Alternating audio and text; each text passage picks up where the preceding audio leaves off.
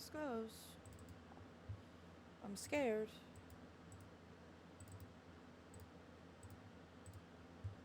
Okay.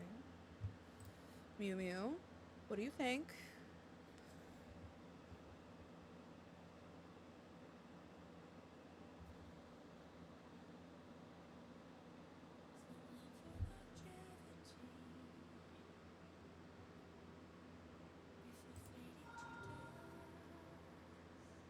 I'm scared.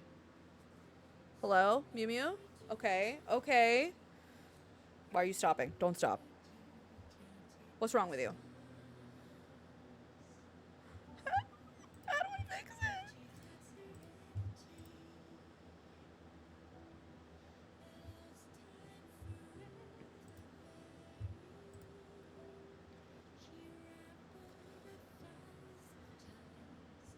You're more energetic at night. Okay. Hello? How we doing? Hello? Okay.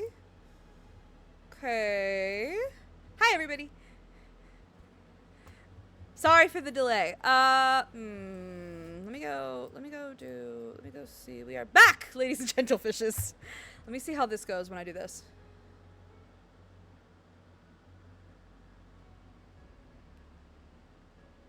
That's not great. It's not great.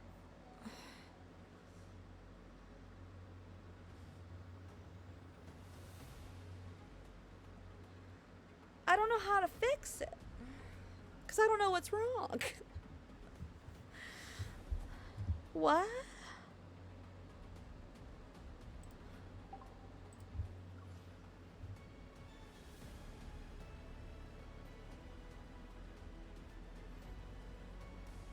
What was the prediction? Wait, I just saw a prediction result. Wait, what? Will Billa's computer behave? You're right, though. I mean, good job, you won.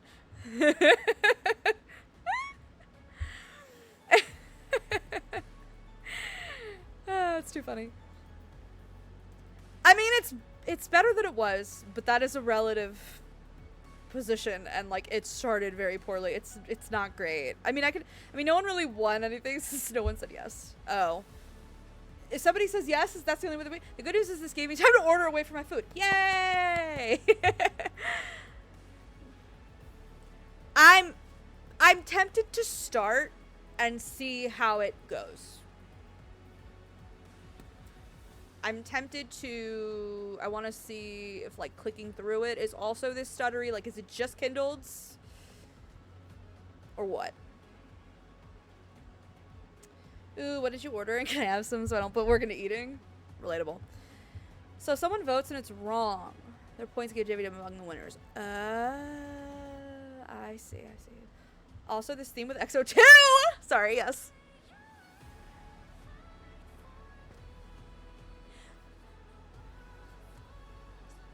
Sorry. I'm so sorry. I can't help myself. Okay. I'm tempted. I feel like I'm just gonna do it. I might wait a minute though, just because whenever I start a stream, it makes me freaking do an ad 5 minutes in. I don't know why it does that. It's so annoying. I can't figure out how to make it stop. I don't know how to do it. Like, this is already running better the longer that it's, like, loaded or whatever.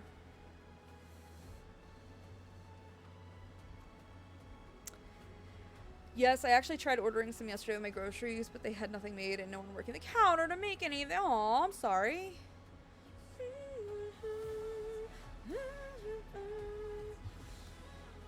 I'm gonna go to this. Yeah, sometimes it just needs time to load in. I know. So I'm like, do I just wait? Summer has finally become an inseparable part of my life. Uh-oh. Not Summer.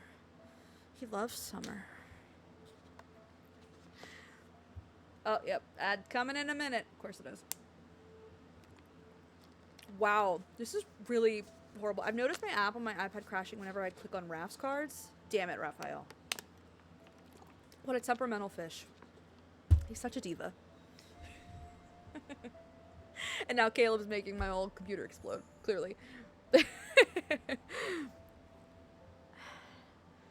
I'm torn on if I want to make you guys suffer through this. I really want to try. I'm tempted to try. I really genuinely wish I knew how to... Not too much on my man. Listen, he my man too. I love him. Yeah, I want to try. I want to see how it goes with like the regular stuff. I've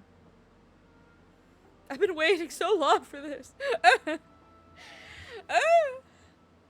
Apple season is late summer to early fall. The internet says so, although it kind of depends on the country and the apple type. That makes sense. That does make sense. He a brat, but I can put brat in. I got you. I'm picking up what you're putting down. We can be brats together.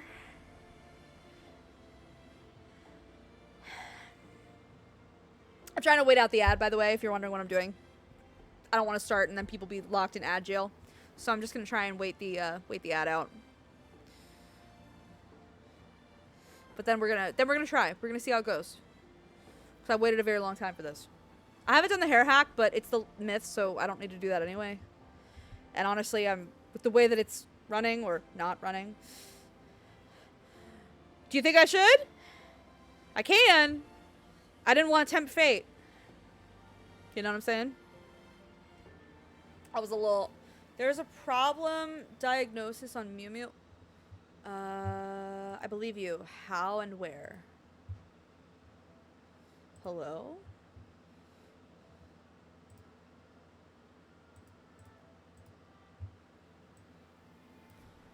Might be worth trying those steps or looking into those.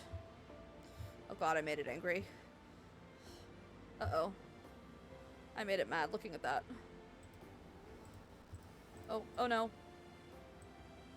God, it's like if I accidentally click anything off of this player, it just completely loses its mind. It was already angry, let's be honest. That's true! You're not wrong. I'm moving slow, I'll also expect delays in anything I do. That's just me all the time. It's the Hulk, it's always angry. Yeah, while we're waiting for the ad to end, I'll do the hair hack real quick. This feels better. This feels like it's working faster than it was before, although this is still slow as shit. I spoke too soon. Trevor! Where are you? Poor Trevor. He deserves to be paid. Poor Trevor has to sit through all my bullshit. Hold on. Let's see.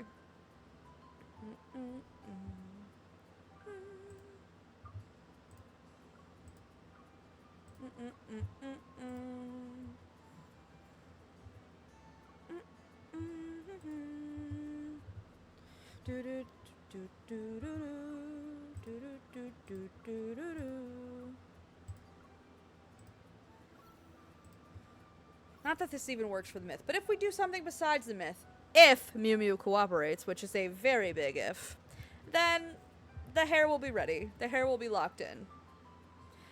But I want that alpha for MC. I love that alpha for MC. It might be my favorite alpha for MC.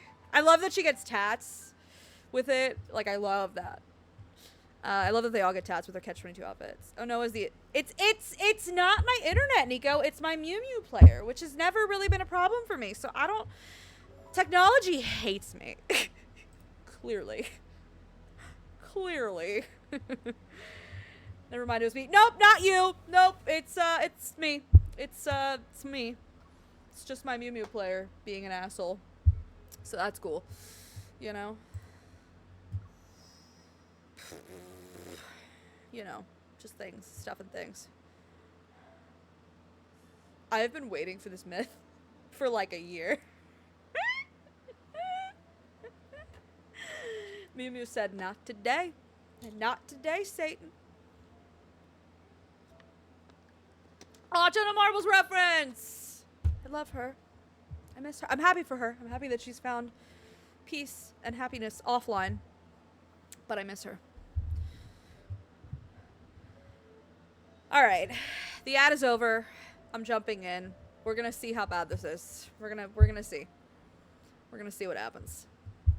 I have all the shards. I have all the things. So we should be good. Oh, look how pretty this is. It's very dystopian. Now I'm just thinking about her mom's sushi shirt. I've waited so long. So long! Ah! Okay. Hello? Okay. Immortality once brought lasting prosperity to Philos, and yet even it couldn't prevent the stagnation born from unchecked desires. When time ceased to be a limitation, the Philos civilization was unable to escape its inevitable decay. First of all, Philos. Okay. After they've achieved immortality, although I think every iteration they've pretty much achieved immortality, maybe. With the exception of the capital and its surrounding regions, which still clung to their luxurious lifestyles, most of the land had fallen into ruin. Remnants of advanced technology lay scattered across the planet, but a majority no longer worked, or they were simply forgotten. Philosians longed for their former glory, but they had to accept the bitter reality of societal and technological decline. The ruling elite in the Central District maintained their authority via strict surveillance, but beyond that illusion of grandeur lay something far worse. The more you traveled across the planet, the more you saw an empire in decline and the signs of an unavoidable demise. Strife raged tirelessly across the land, and the regime could only cling to life by relying on devastating weapons. It feels like nuclear fallout almost. Among the rebel leaders, a piece of intel circulated between them. The secret weapon that had crushed countless uprisings was a modified combat android designated as A01. From the Fall of Philosian Civilization. Preface. Okay, my first observation. Sorry, I already have one. I'm excited to hear your thoughts about this. Thank you, Turquoise. I'm excited. My first observation is... who's writing a text called The Fall of Philosian Civilization? Who's left after? Not 7, but I'm sure I'll get there, Nico. I'm sure we'll get there. But who's left behind? Who survives? And not only survives, but preserves the bard? The Sweet Cat, literally, though. That's kind of where my brain went to first. Now, obviously, I have to play this whole myth, and, like, maybe I'll get a different sense. But, like, my very first thought was... this... Don't get her started. It's true, don't get her started. Because I will. I'll go. Great question. Who writes all these texts? Because all myths have them, right? I think a lot of them do. I'm trying to remember. Does every myth have, like, some sort of a text? Yeah, I think. Maybe. So that's just my first question. If we know that it fell and all this stuff, how do we have this text, you know? Control of X02. Offenbach. Requesting emergency response protocol to be activated. He's There X02. you are. I'm A01. I think. Hi. Can you hear me? His little boy voice. I'll wake you up. We're going to get out of here.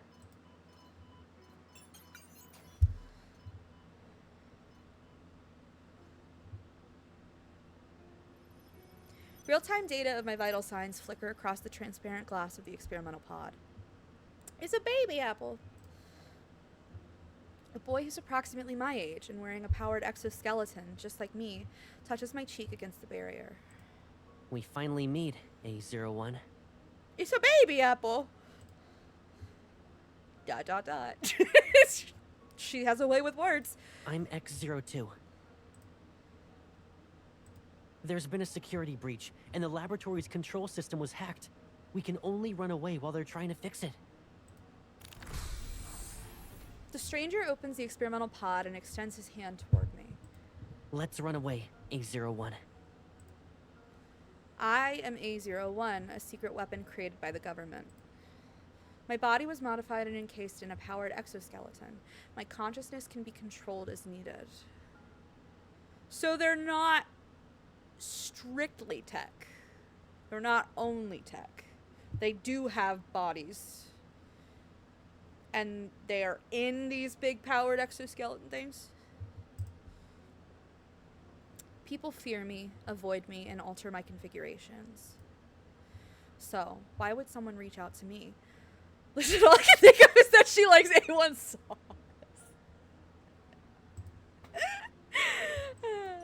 Without thinking, I take his hand, pull out the tubes connected to my body, and step out of the experimental pod. And that is not helping me take this seriously. Did anybody... So I know Key plays Mass Effect. I don't know if anybody else here plays Mass Effect. Shaylee, I know you play Dragon Age. I can't remember if you play Mass Effect. There's DLC in the second game called Overlord. That this reminds me of a lot, but I'm not going to say more than that because we are also going to do a Mass Effect playthrough eventually when I have time. The boy leads me through labyrinthine corridors and we dodge patrol robots at every turn. We break through several disabled barriers. I leave the lab fully conscious for the first time. Never played Mass Effect. So good. So good. Othan laboratory is entirely underground. Okay. The boy leads me through a hidden passageway and remains silent. Maybe it's to avoid being detected. Only the sound of our footsteps fills the dark, empty tunnel.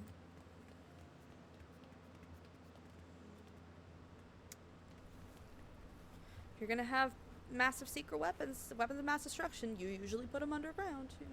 At the end of the passageway lies a vast expanse of wild grass. The sky floats between night and day. In the gloomy darkness, the wasteland stretches endlessly before us. There's no telling how long it will take to traverse. I'm sorry. I didn't expect the tunnel to lead us here. This little voice. I'm sorry. The temperature outside is significantly warmer than the lab's. My body registers the heat. Is it too hot for you? It's currently summer. I'm sorry. All I could and they talk about summer so much, and all I could think of is Olaf's song from Frozen about summer. That's what I think of every time. Just plays in my head. Sorry. The laboratory always felt the same, but it's different outside. The sweltering heat, the sweat, and the thriving trees. This is the summer I know. He knows summer. Why do you know summer? Why do you know summer? You didn't always live here, or you were like allowed to go out during summer, or like what? The long grass grazes my calves as the warm night breeze sweeps across the field. The vivid sensation is foreign to me. We keep moving. Despite knowing we could be caught at any moment, I feel strangely at ease. Everything outside the laboratory is new. But you know what summer feels like? I'll take you to any place you want to visit. In every timeline, in every universe. I am just a chatterbox. You can't shut me up, apparently. I guess you've only ever been sent to battlefields. Sorry. You must hate areas like that. Walking beside me, the boy seems lost in thought. I've been sent to one of those battlefields too. It was a desert, and the war lasted a month. Some soldiers would search for fresh fruit during their breaks. There's this fruit that comes from a tree called Silverglow, and it glows with a silvery white light. Even its seed shines. Obviously, with all the fruit imagery, I mean, it was like his thing, so okay. I'm just paying attention. Locked in. His fingers, encased in his powered exoskeleton, gently rest on my palm while he speaks. The cold black metal traces my palm and leaves behind a seed that emanates a soft, silvery white glow. I kept one as a keepsake.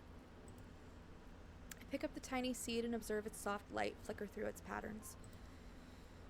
Taste? I said a word. Surprised, he lowers his head to look at me.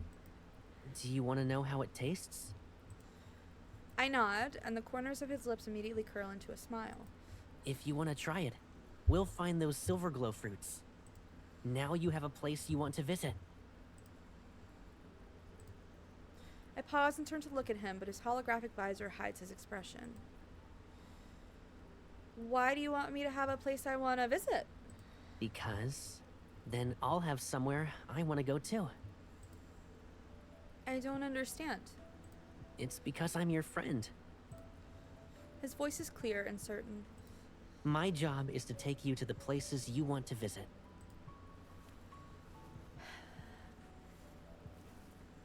This poor child. He's already saying my job. You don't have a job. You be a child. Be a kid. As if reflecting the brightness in his voice, a golden ray of sunlight ignites the pale-colored horizon. Baby Caleb makes me cry. He's so sweet. Poor thing. A tender golden red glow spreads from the edge of the sky. It becomes more vibrant with each passing moment. Sunlight pierces the morning mist and illuminates the dewdrops on the grass. A dawn unlike what I've seen before arrives. I can't help but stop and look up at the sky. Summer. Daybreak. Is this the first time you've seen it?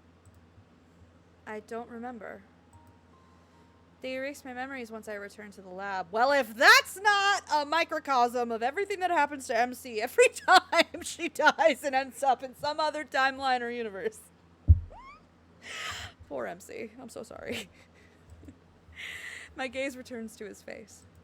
Once we're out of this wasteland, it'll be more difficult for them to find us. And the system can only erase memories it knows about. What we see now is ours alone. A secret between us. With our secret fruit, just like the Garden of Eve. Garden of Eve? Garden of Eden. Hello? Brain? Can we brain today? After thinking for a moment, I point at him. Calming, encouraging, bright Caleb. Secret. There goes that taboo theme. He seems to immediately understand what I'm saying. Also, is this her second time naming one of them? Because she named Silas. Did she also name him? Hello? Is that a code? It sounds like a name. X02. Caleb. He leans down and gently pats my head with his armored hand. Can I use it as my name? Caleb. Caleb. His voice is lively and gentle. Of course. I won't let you forget. Aw, it changed. Just like Silas. From now on, we can experience this together every year.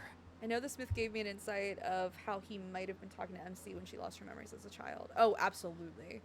Can only erase memories it knows about. Interesting. She names him. I know. She named my Silosi too. I'm always curious, like, if we're gonna, if in any of our myths, we'll see if she names any of the others ever, you know? And Caleb will be someone you see every day. He extends his pinky finger toward me. Perplexed, I look at him. Hold out your finger, like this. Pinky up, sorry. It's a SpongeBob reference. I'm so sorry. I have so many SpongeBob memes that live in my head rent-free. I'm so sorry. I hesitate for a moment. Then I raise my right hand and extend my pinky. I'm so sorry. Our armored pinky fingers hook together. Now we've made a promise. We'll stay together every day and never be apart. Test subjects have been located. Activating capture protocols. Use any means necessary. I shouldn't be surprised. This is love and depression we're talking about. Our promise barely began before it was broken in the cruelest way possible.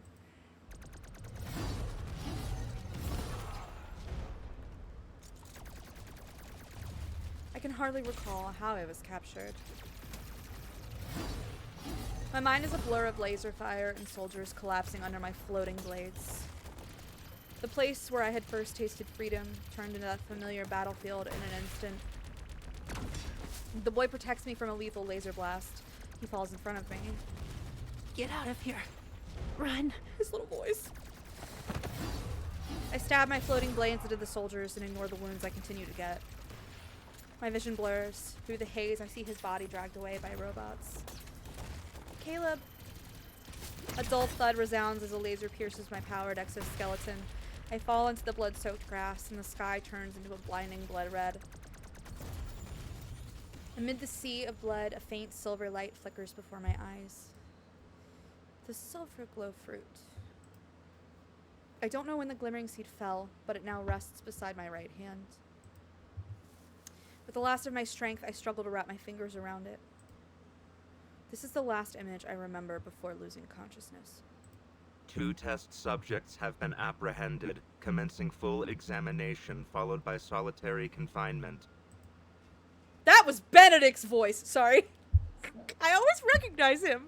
The way he enunciates some of his consonants are very... Comprehensive examination of the test subject. Yes, but it's weird to include Xavier, as it states in his anecdote, only because she addresses him by his name instead of by title, and that stays with him. Yes. Every Xavier, like, myth and anecdote that we've gotten have all been from the same timeline. Well, King of Dark Knight is, like, if the timeline had continued in a certain direction. Anyway, so, like, I wonder, though, if in another timeline she might have, you know? Which I find very interesting. I don't know, it's something that I have been nibbling on a little bit. I've been thinking about it. If I recall correctly, they released the Pinky Promise pose with Caleb's debut. Oh, that's cute! And then brought it back with this. Oh, I love that pose. In a way that's naming him, acknowledging him, not his title as important. I think she does the same with Raph, because everybody treats him in relation to his position, and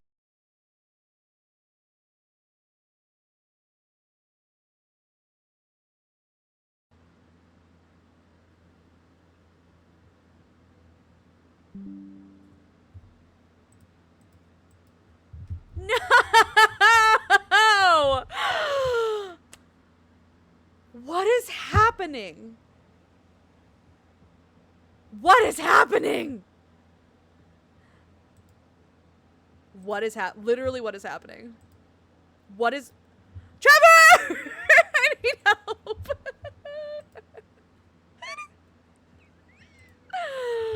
What? What do you mean?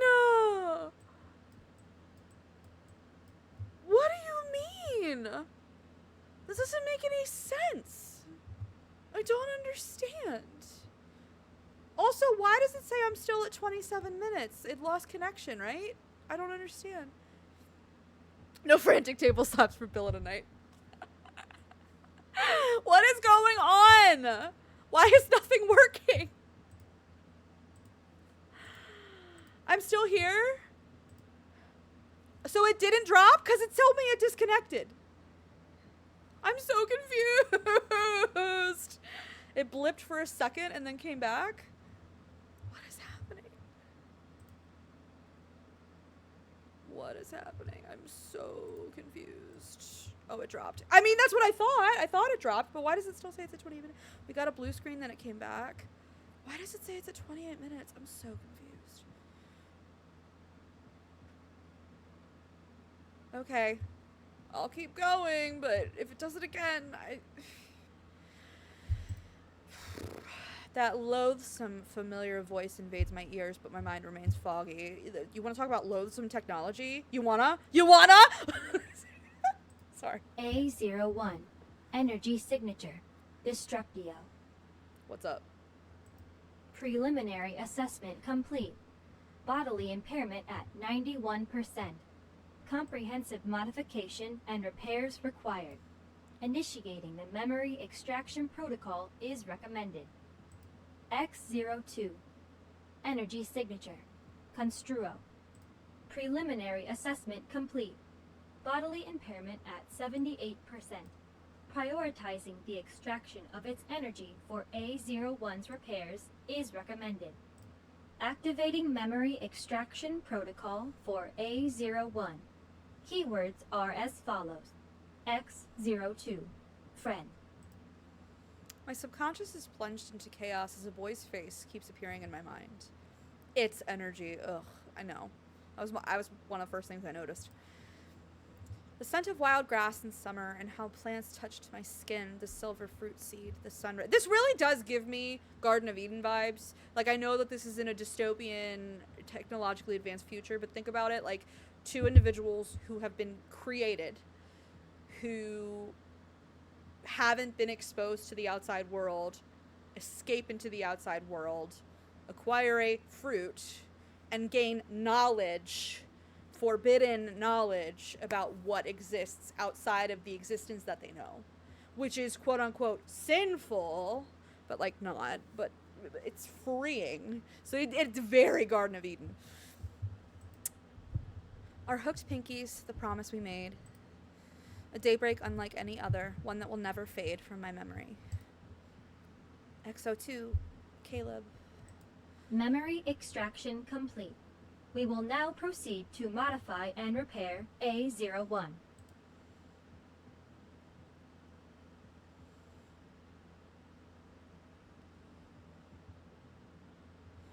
I used that one day to remember someone who didn't have a name. My memories are once again consumed by the lab and battlefields. My body undergoes more modifications.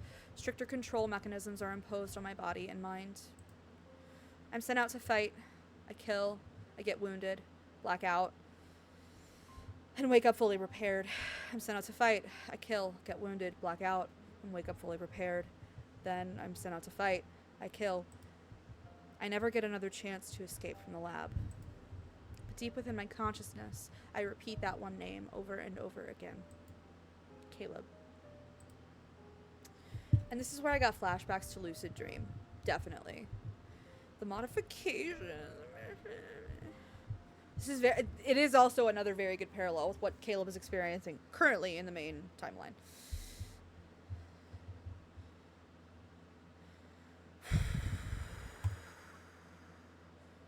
Mew Mew, OBS, I need y'all to please, work with me, not against me. Experiment ID, AX42B. 42 is a multiple of 7. Thank you so much. Just don't let me forget that. Experiment ID, AX42B. Date, Philos calendar year something. Recorded by Othan 17798. Objectives, and that was all chapter 1. Sheesh, they wasted no time with the angst. Never do. Objectives. 1. Determine the nature and interrelation of A01's and X02's powers. How do y'all not know? 2. Observe their behaviors and responses under various environments and stimuli. 3. Assess the planetary impact of their powers. Othan Research Bureau Report number 8341. AX42B, I gotta remember that. 10 years later, Othan Research Bureau. As usual, I'm confined to the experimental pod. My mind is hazy, but I can still see and hear. I just returned from the battlefield. Fragments of violent images still flash between my thoughts. I try to find my one solace amid my chaotic memories. Whenever I think of the name Caleb, I get a moment's respite in this endless loop. However, the memories tied to that name are shrouded in fog. Naturally, something blows up. Sorry. The silence in the laboratory is shattered. Violent tremors bring the seemingly sturdy walls crashing down. The transparent wall of my chamber breaks. Hey, Penguin! Hey, I can't watch because of spoilers, but I hope you're having a good stream. Thank you so much, Penguin! We love you! Thank you for popping by to say hi. I hope you enjoy this when you get to play it. And I will have to come hang out in your stream in a little. We're gonna see how long this takes me. So, usually they take me a long time, but my technology also doesn't want to cooperate tonight, so who knows? I could be getting cut short. Guess we're gonna find out. Alright, the transparent wall of my chamber breaks. In the dust, countless fragments reflect a single figure. Oh god, it's choppy. Sorry, I'm not oh-godding him. He looks beautiful, but it was choppy, it was stuttering. A tall figure wearing a powered exoskeleton approaches. A mix of familiarity and strangeness grips me upon seeing that black armor. He reaches out and touches my cheek against the transparent barrier of the experimental pod. Do you recognize me, A01? Bet your ass I do. You bet your sweet ass I do. What? I'll That wake is a you up. sweet ass. Sorry. My bad. I feel his fingers touch the crystal switch at my throat. He taps it. Crystal switch at my throat. Interesting. That's an interesting detail. He taps a few times on the holographic panel that appears. Man grew up! Sure did. It's as if a fog is lifted. My senses return to my body. My lips tremble as I look at the man before me. I search through my memories, but only one name surfaces. Caleb? That's me. They really were like, just make it mesh. The rebels have attacked the Central District. They're looking for you, A01. Don't remind me about his ass. I will be crying for a while over not being able to R1 him for the cake. It's another reason I'd really like to R1 him. Anyway. The lab's systems have been destroyed. We can use this chance to escape. We? I don't know who you are. I only know your name. I'm Caleb, your friend. A friend? This is choppy. Don't do that, Mew Mew. All you need to know is that this isn't our first time escaping. There's a strange familiarity in his voice which stirs my fragmented memories. I remember escaping with Caleb before.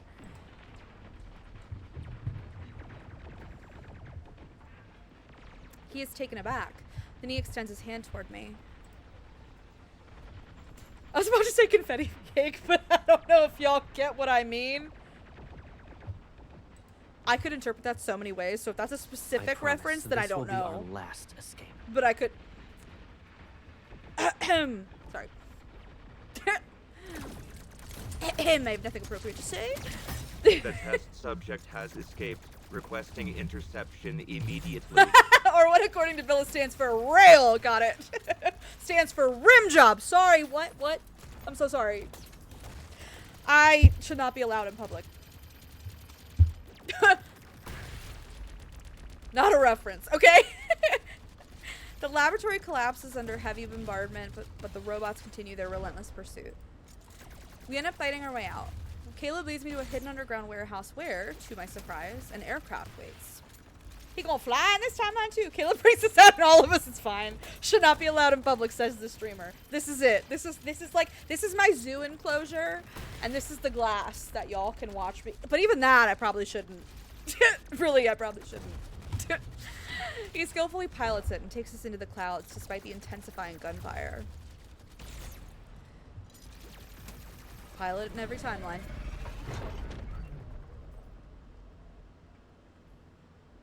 Hello?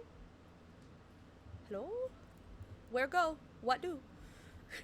The aircraft slices through the sky, and the massive laboratory is already out of sight. Does this mean we've escaped? Not yet. Warning. Multiple aircraft detected. Estimated hostile forces exceed 200 units. Immediate action required. It looks like the government is more interested in capturing you than fighting the rebels. There are rebels? Okay, Star Wars. They want me as a weapon. They won't last long without you. But the rebels won't let you go either. Oh, good. Great. Are you scared? This is our last escape. Okay. We either succeed or die. Being captured isn't an option. That's depressing. I understand, and I would probably feel the same way. But still depressing, yeah. Outside the windshield are swarms of aircraft piercing the thick clouds. I stand and walk toward the cabin door. They'll try to shoot us down. Protect the aircraft. You're the one I need to protect. Of course he says that. Of course he says that. Before I can react, he's already beside me. This is our escape. I won't let you fight alone. Caleb opens the cabin door. A dark, gloomy force spreads from his palm and suspends our aircraft in midair. You're evil. I'll help you. Whoa, sorry. My mouse was doing something weird. I nod and leap out of the cabin. Held aloft by an invisible force, I summon my floating blades. The giant black swords okay, wait, sorry, quick question. I'm sorry, I have a question. My question is, were we just in space and we jumped out into the atmosphere? Or did we just not change the background? Were we in the atmosphere already? Did we come down to the planet? Also, dragon myth music. They use this in every myth, but I will always associate it with the dragon myth because that's who I am. Anyway, the giant black swords swiftly strike the approaching aircraft, one after another. This is Caleb we're talking about. I should really just expect that at this point. They weren't up that high. Okay, so the background just, they didn't, like, change it, really. Like, we were in space, and then, like, they just only have that one fucking background for being in an aircraft. Okay, that's kind of the vibe that I got, but I just want to make sure that I was on the same page. Thank you, I was also confused by that. I'm glad that it wasn't just me who was like, did I, like, fly in space? Like, can I do that? I don't know. Thick smoke engulfs our vision as enemy aircraft burn and explode. They're like a firework display celebrating our escape. Endless lasers weave a net of destruction, and it's impossible to avoid. Both Caleb and I are struck. I'm used to pain, and we have no other choice this time. I don't think they were ever up that high at this point, which is why that background annoys me, lol. Oh, that's true! They were underground in the facility, so they probably never even made it out of the atmosphere. You're right. That's a good point. I don't know why I was, like, imagining that they got off planet, but, like, had to go back, like, had to land again. Yeah. Don't mind me. The last enemy aircraft is sliced in half and it plummets to the ground. I wish that was animated. I look down at the burning wreckage far below. An exhaustion I've never felt before hits me. The injury-induced dizziness returns. I fall backward, yet I don't plummet from the sky. A pair of hands catches me from behind and my body relaxes. I can trust the person holding me. The ultimate trust fall. Sorry.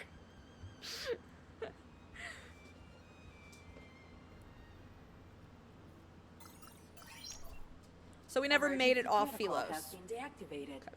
Switching to autopilot mode. Got it. My mind is still a blur. I groggily open my eyes to see him. We're leaving the Central District. They shouldn't be able to catch up to us for now. So we're still on Philos. Ignore the space in the background. It's not real. It's just pretend it's a regular sky. Resting on the floor of the cockpit, I watch as he kneels before me and examines my injuries. Your mechanical body is severely damaged. I'll do my best to repair it. I'm fine! No, he gently lifts my hand and turns my palm upward. His other hand aligns perfectly with mine. I suspect this is your first time being repaired while conscious. You might feel some strange sensations, but that's normal. Sounds good! Our connected mechanical parts seamlessly shift and form a transfer port that locks our palms together. Giggity. Sorry, why am I making it sexual? Help me. Just giant window aircrafts, yeah. Okay. I'm not sure if I imagined it or not, but I feel a cold energy tinged with pain flow into me. I try to pull back my hand, but Caleb gently squeezes it. Our fingers intertwine. Just a few more seconds. A sharper pain crashes into me, and I feel as if every wound is set aflame. My body burns, and my mind teeters on the edge of chaos. It hurts, Caleb. It hurts so much. That hurts you. He stiffens for a moment, then he carefully moves his other arm to pat my trembling back. It'll be okay. I was always the one to repair you when you returned from battle. But not awake. And of course he was. Of course he was. Hello? Hello? Move? Hello? Hello? Why won't you go? What is happening? There we go. Jesus. Mew Mew, get it together. I instinctively hug him with my free arm. I rest my head on his shoulder as if this gesture could somehow ease the pain. Don't leave me. I won't. I will never leave you again. The burning pain inside me gradually subsides. The energy flowing through me changes from freezing cold to warm. It's like I'm returning to a place that feels like home. I slowly close my eyes and feel an unprecedented sense of peace in my heart. Deep down, I believe that when I open my eyes again, I won't be alone anymore. Mew Mew can't handle the angst. All of the angst. Ow. It does hurt. She wasn't lying. It does hurt. Caleb gently places the girl in the co-pilot's seat as a desolate landscape appears outside the porthole. So we are still on the planet. Even though the aircraft has left the Central District, he doesn't feel relieved. Why would they put this as the background? That's so confusing. His energy is fading. He could repair her damaged body before, but now he can't even restore her to a stable state despite using all his strength. Their powers are bound to the same source, so as one grows stronger, the other becomes weaker. So, like, was there something in the lab or wherever they were being kept that, like, could, like, power him, like, while he was powering her, but, like, now they don't have that source anymore? Like, who knows? Maybe a protocore or something? I don't know. His decline can only mean one thing. The Destructio energy is getting stronger, coinciding with the escalating strife that continues to engulf this planet. And when this energy grows unchecked, the first thing that it destroys is the vessel containing it. She's gonna go supernova! That's fun! That's great! Wonderful! She is a little bomb! He's both pain and the only thing that can take away her pain. Oh, I forgot how much this myth hurts. It hurts so good! The modifications you'll see. Okay. I believe ya. I'm like trying to go as fast as I can because I don't trust my fucking computer tonight. Let's go! ID. Experiment ID. A01 UW175. Date. Philos calendar year something. Recorded by Othan 177999. Objectives. 1. Use visual and auditory stimuli to make A01 intermittently aware of X02's existence and observe her reactions. 2. Analyze A01's emotional state and energy fluctuations to assess the fundamental attraction between the two. They use the word attraction. Are you talking about scientific attraction like magnets, or are you talking about something else? Number 3. Evaluate the stability of A01's autonomous consciousness and behavioral patterns after becoming aware of X02. Offhand Research Bureau Report number 8527. Yes, 7. Sorry. I keep seeing 7 in Honkai Star Rail, and I keep being like, and then I'm like, wait, different game. I don't know how long I've slept. When I open my eyes, I find myself in a small rocky cave. A small campfire burns at the cave's entrance. A familiar figure is looking into the dancing flames. I slowly step outside to see a vast desert. Caleb hears me and quickly turns around. Oh god! Sorry, it's my Mew Mew. It's struggling. His holographic visor is gone. I can't help but stare at him. What's wrong? Do you feel unwell? That's one word for it. Giggity. Sorry. I've never seen your eyes before. Did they look weird? I walk up to him, cup his face, and look into his eyes. I don't blink. Your eyes, they remind me of a scene. What kind? An image surfaces in my mind. A sky floats between night and day from many years ago. Ah, the daybreak. Well, right before the daybreak when they escaped.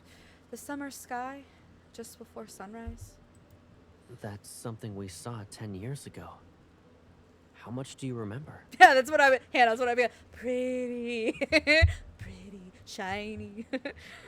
Precious baby. I need to go through Caleb's summer card again, because I bet that hits harder after this myth with the cave reference.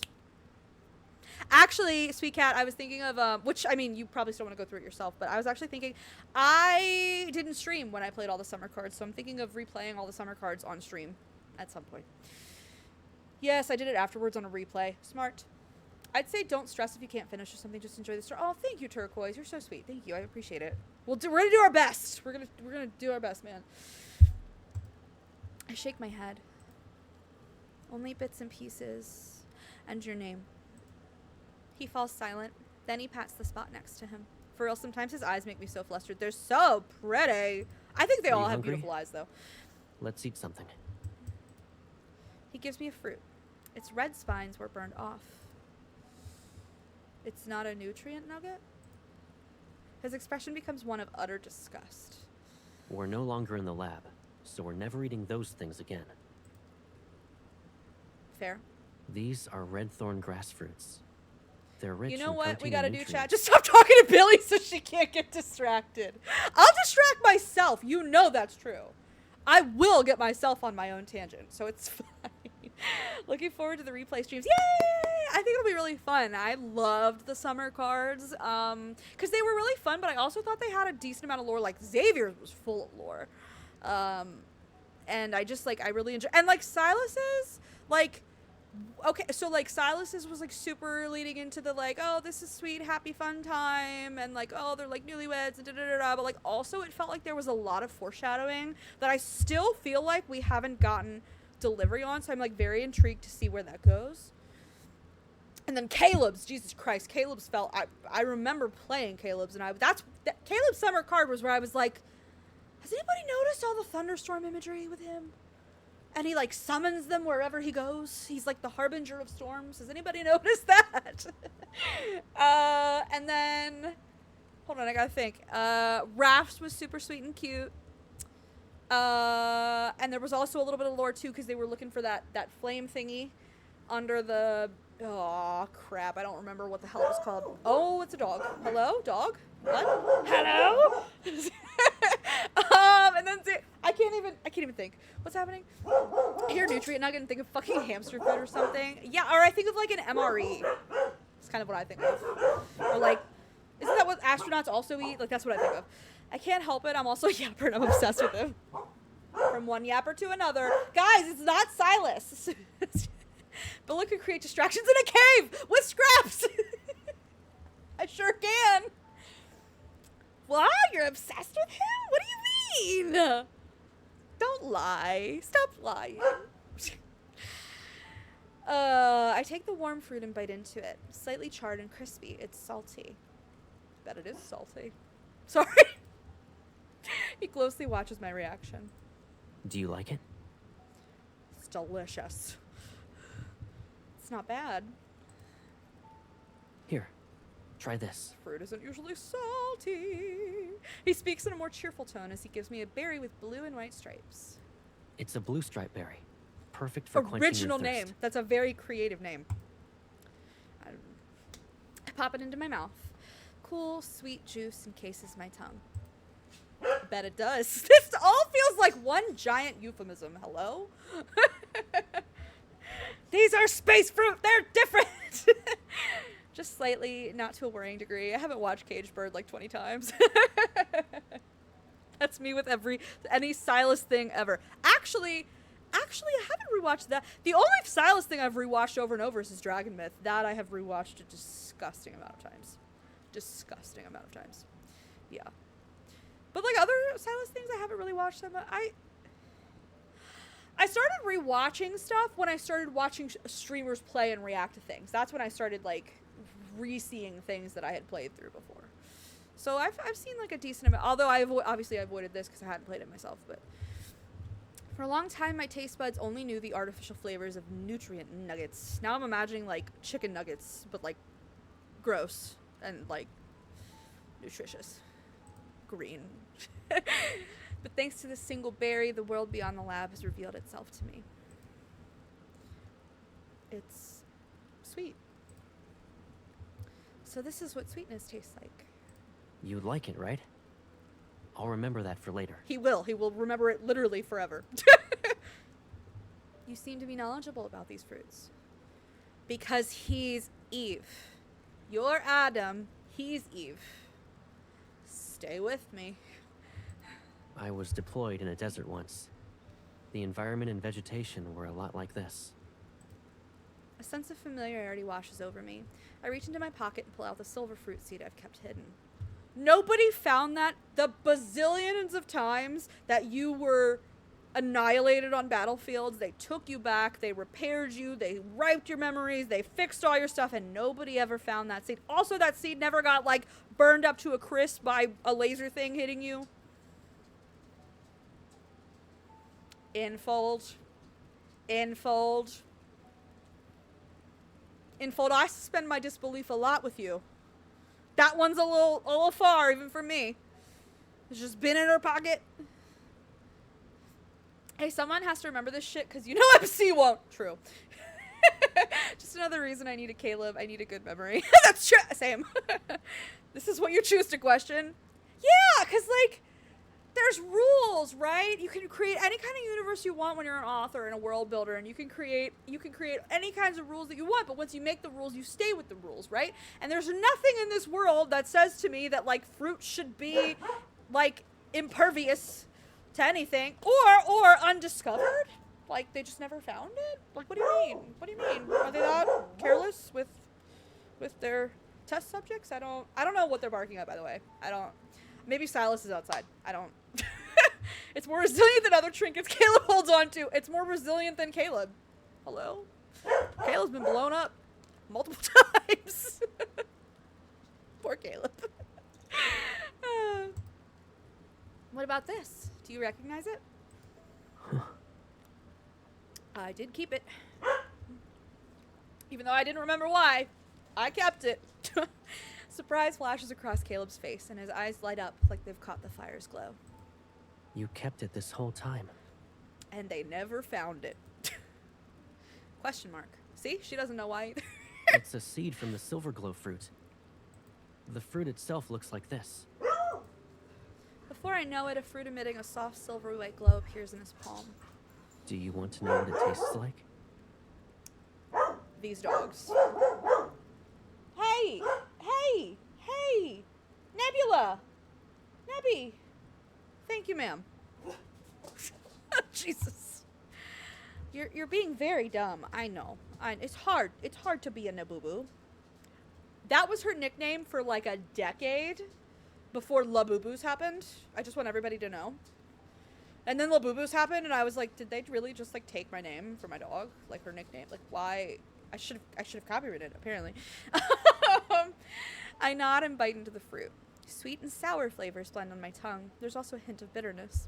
Barks for Caleb! Well, now we have to make a new emote. Barks for Caleb! The taste is hard to describe in one word, but I don't hate it. At long last, I brought you to a place where silver glow fruit grows. Silver glow fruit grows. Can you imagine being the voice actor? That's a bit of a... Silver is a thing with them too. Silver glow fruit, the silver necklace. That's very true. Silver is a thing with them, which I am intrigued to know the significance of that. I haven't done a whole lot of research, but I'm going to after this myth probably, because I would like to know if it has any significance mythologically. Like, I'm wondering if it's to keep the vampire stylist away. Duh. Whispers werewolf. I was also thinking werewolf turquoise, but like also the vampire stylist thing makes sense. Okay, seeing my confusion, he responds with a relieved smile. Did we make a promise before? Yes. This was part of it. Do promises made many years ago still need to be kept? They must. Give me Werewolf Caleb. Listen, I've been asking for a monster banner for like the whole year that I've played this game, so I'm just... His voice is gentle yet firm. Ooh. And the moonlight watching over the wasteland casts a soft glow on his face. An emotion wells up inside me. I want to remember the promise we once made. Like, how many times do I have to beg Infold? Truly. Truly. I'm sorry, that reminds me. I'm so sorry. I'm going on a brief aside for a second because it just reminded me of... I just watched an amazing video essay this morning. I think it was literally this morning. And I actually didn't get to finish it because I fell back asleep because I suck. So I actually have to go back and finish it. It was about Bloodborne, if anybody's ever played that game. And, okay, so I got there from a video I watched about, like, gestational body horror and, like, what that says about, like, reproductive horror for women and stuff. And like, horror as a genre, right? And loss of bodily autonomy, whether that's a pregnancy you don't want or a pregnancy that you do, but others are trying to take it away. But anyway, so that took me to a video about Bloodborne, which then was discussing Bloodborne as a game, but also being like eldritch Lovecraftian reproductive horror, which was fascinating and so interesting. And I have to go back and finish it, and I was half asleep anyway, so I'll probably just start it over. But we'll also discuss werewolves and lunar cycles because like with women, like that's a whole, like, hello, our whole cycle is lunar, right? And like, it was so fascinating. Anyway, sorry, that made me think of that. I will share it in the Discord if y'all want, because it was super, super fascinating. It was really good. Anyway, okay, I only clicked the one emote, but sure, share them both. Why not? I just ate a pear that was super delicious, that is all. Caleb would want to know. He would remember. He would remember that you loved it. He would get you more. After we finish the fresh fruit, Caleb puts out the fire and moves the spare sleep pod from the aircraft to the cave. This is very, okay, so like not only do we have the fruit imagery from the Garden of Eden, right? But like also like fire, like Prometheus. Like it's all giving very like early human mythology of like, we are ignorant, we don't know, we've been created, but like don't. And so like here we are gaining this knowledge, right?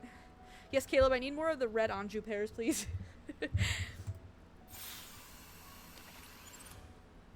The inflatable sleep pod quickly takes shape, and he starts to set up another one. Sleeping in caves. Summer card? Hello? I don't need it. This sleep pod will help your body and mind rest properly. It's too cramped. I don't like it. Doing other things in caves, giggity. Talk to Jon Snow about that one. Hey. Sorry. I sit down and lean back against the rock wall near the cave's entrance. Are you going to sleep like that all night? Apparently. Yes. If you don't like the sleep pod, use it as a mattress inside the cave at least. Then you can stretch out. The cave isn't any better.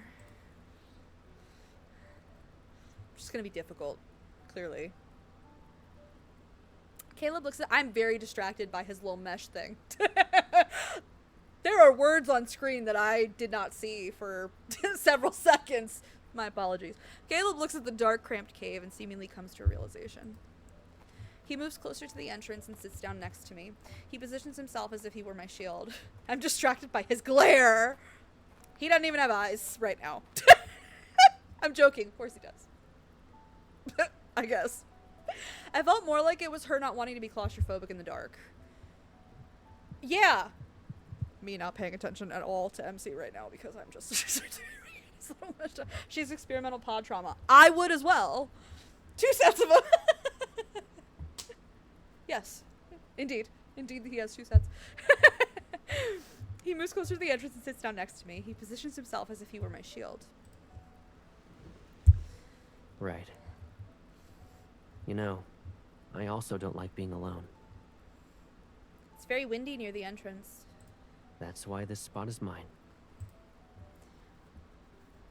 His broad chesticles will make a good windbreaker. I'm sorry. I turn my head and our gazes meet.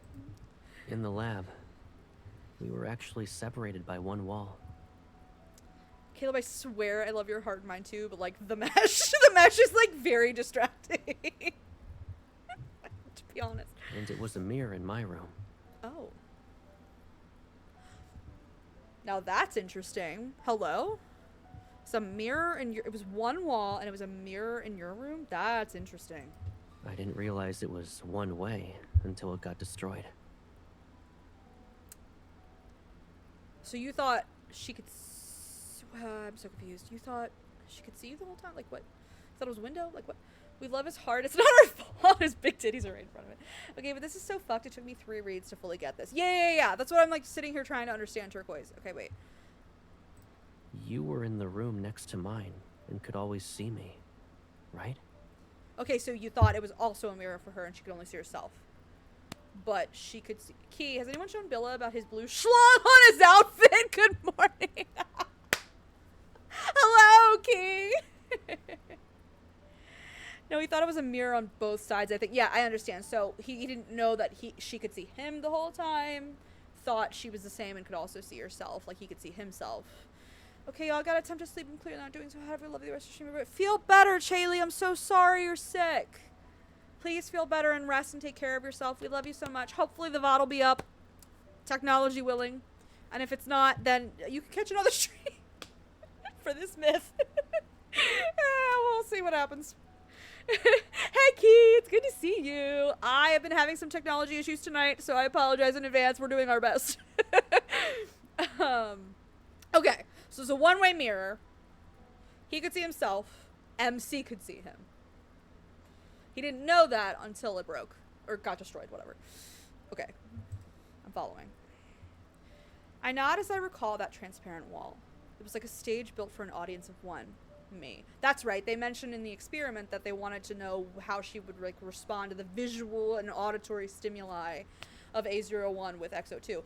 But it's interesting that they only made that a one-way thing. They didn't want to also know how he reacted back. Interesting. It's interesting. But I do remember the little thingy that said that they wanted to like assess her like emotional fluctuation or whatever. That's interesting. I don't think they care about him. Damn it, Josephine! Every timeline, Josephine. Sorry. It's just giving Josephine energy. I'm sorry. Not like they do about MC. Clearly. Also, we're gonna have an ad in a couple seconds, so I'm gonna hold off for a second, continuing, and then we will continue after. Also, thank you, Key. You're so sweet. It's so good to see you. Have you you already had this, I take it. So did you did you rank it up at all, or was it already ranked up for you? Have you rewatched it? Has it been different on rewatch? Has it been interesting? I have questions. This is my first time ever, so it's all new to me. Hi, Loxy. How are you? It's good to see you. The way I read it, he's more like a tool or a control option. She's the actual experiment and thing they care about having a good outcome. Dehumanized multiple ways. Ugh. Yeah, so now I'm getting the vibe of like, has anybody ever read or heard of My Sister's Keeper? That's a book, but like based on I think a relatively true story of like family's child. One ends up with like horrible bone cancer, so they so they have like the other child who's like healthy, to then like just make her the donor of like healthy bone marrow with these horrific procedures that are excruciatingly painful to just be the donor for the sister. And that sister is miserable and doesn't want to have any part of it because she's basically being tortured and has no value outside of that. And the other sister also doesn't want it. She doesn't want her sister suffering. She wants to die. It's horrible. It's great. Well written. Very interesting. Loved it. It's sad. Really brought home how much family means to him and how he's so desperate to have some. That makes sense. Heard of it but never read it. It's depressing. The actual, like, with all due respect, the actual book is like not super like well written, but I find it to be a very fascinating concept and something that has like actually happened in real life, which is devastating. That's just immediately what I just thought of when we were all just discussing what his purpose was in relation to her, and that's essentially what hey, hello. Well, they bark for Caleb now apparently, so I basically only read smut, and we love that for you and about you. Yep, he's just spare parts for her. He has some other uses, but mostly being used for his body. Which, forgive me for saying this, because it's not okay. It's not okay. But it is an interesting subversion of the typical female objectification trope, where he is now being objectified and has lost pretty much all autonomy. I mean, she also doesn't have autonomy, but it's like she's also being put on a pedestal that usually is reserved for like a male character. I don't know what's happening, by the way. I think my mailman's here. Do you have any college level smut? I keep reading stuff, but it's not my cup of tea. Key, I just started a harem fic for lads. I can't tell you that it's college level, but it's okay. It's all right. It's just one chapter so far, but if you wanted to try it, it's silly. So I also did a one shot for Silas though, but you're not a Silas girly, which is totally okay. But that's it. That's all I've written. That's all I've. Also, do we think they'd actually reference flowers in the attic? I mean, shit, they might. I mean, that's dark, but also this stuff can be dark. I don't just mean this stuff, like not just lads, but like just in general, like these dark romance things can't be dark. I don't. Oh, don't look to Ladsvik for that. Smut I read always has an actual plot, lol. I'm not big on straights. Yeah, see, I'm not big on straight smut either. That's my thing. I need other context. I need other things happening. I get bored. Like, just a one... Like, even the one shot that I wrote has story and, like, a little mini plot and a little mini character arc.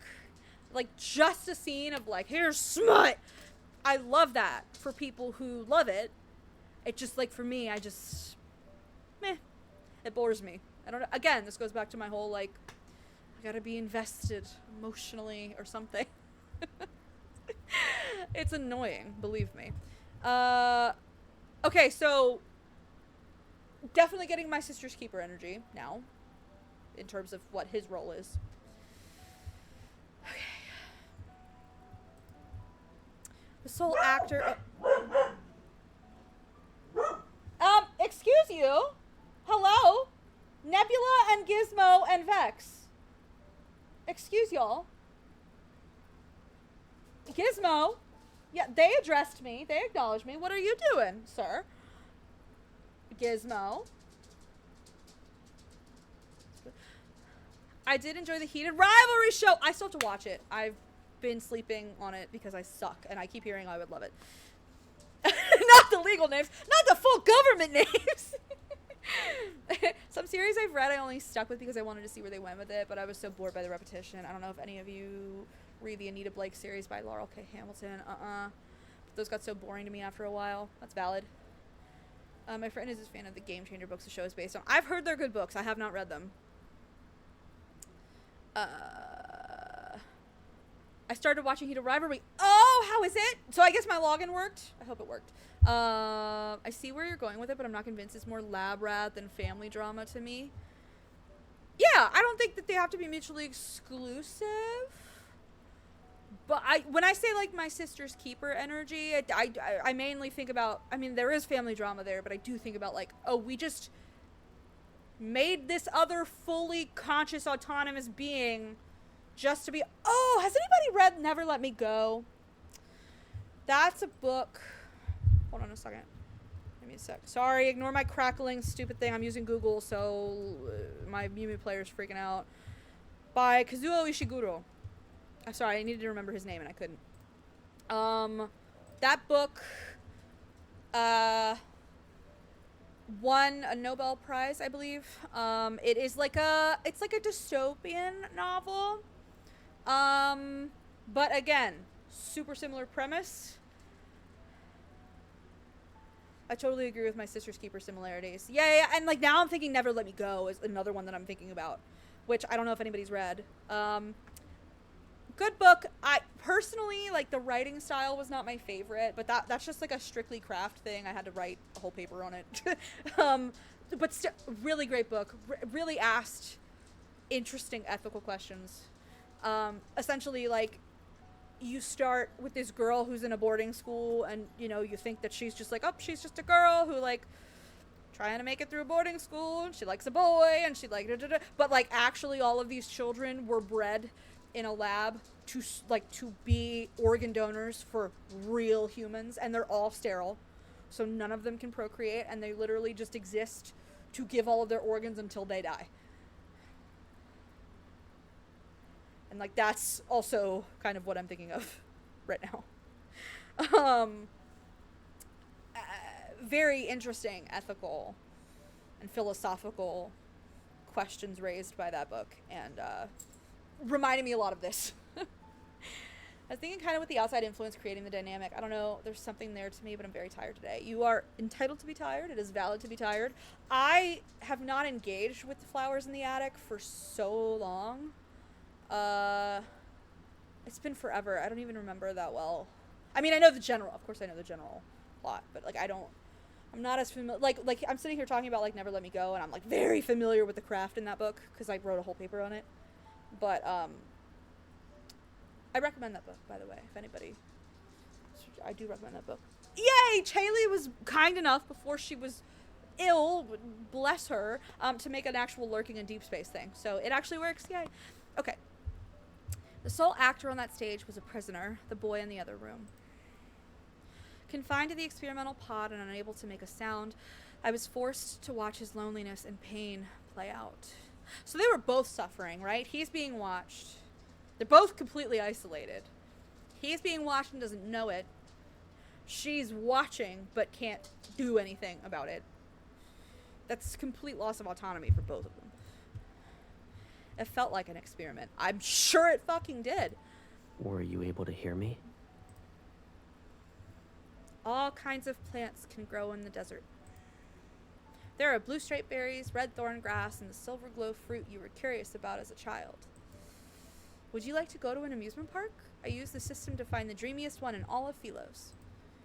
This amusement park floats in the sky. Even the clouds are pink and purple.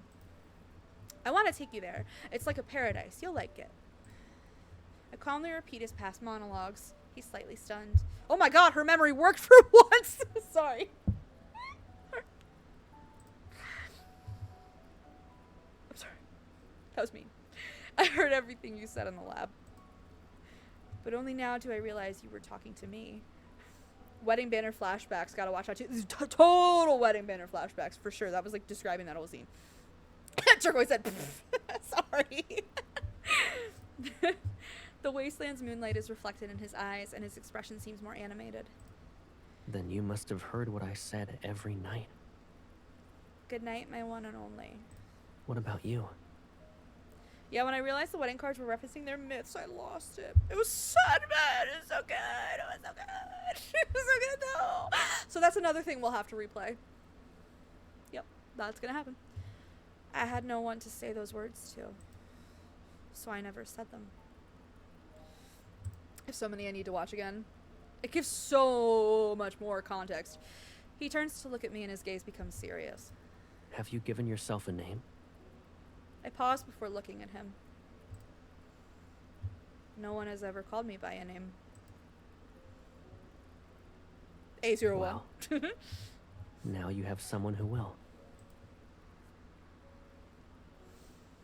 Are you gonna name me back? You gonna name me back? Nope, I named myself. Okay. MC. Or, I mean, you can, I don't care. Skya, but, like, that's... Insert name here. He lowers his gaze and carefully repeats the name several times. When he looks up again, his features soften. From now on, we'll hear the words we want to hear. Good night. Good night, Caleb.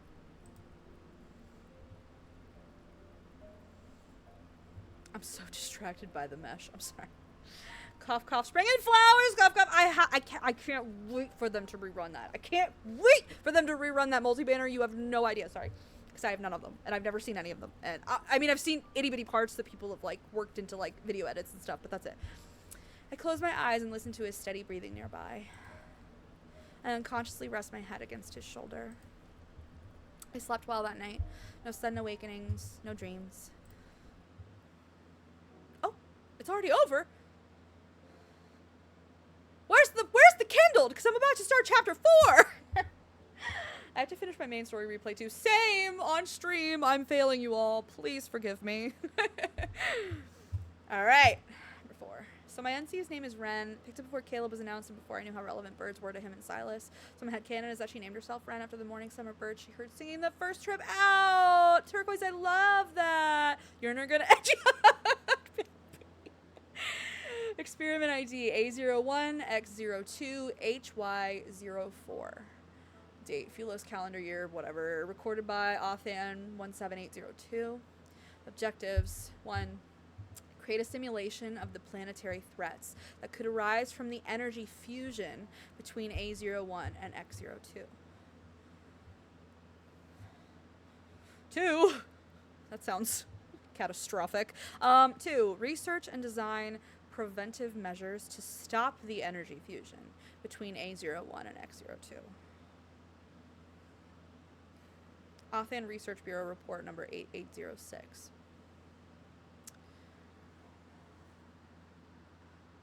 Of the planetary threats that could arise from the energy fusion between A01 and X02.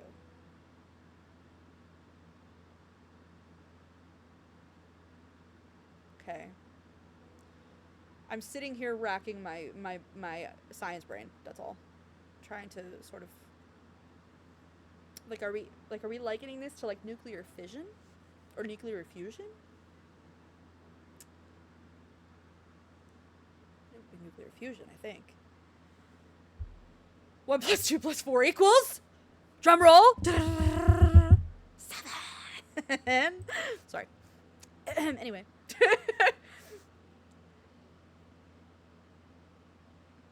Caleb doesn't remember most of the dreams he had in the laboratory, except for one. It's a vivid dream that reoccurs frequently. Past an endless tunnel. Oh my god. Past an endless tunnel of space and time at the far ends of the universe, a blue planet orbits peacefully.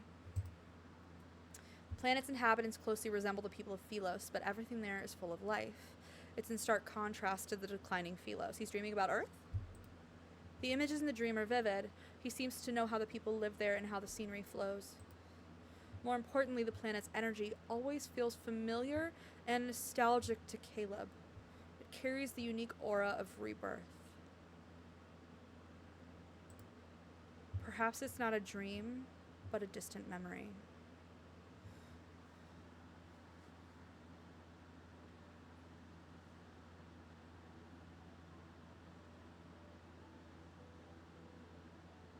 Sorry, if you're wondering what I'm sitting here thinking about, I'm thinking about.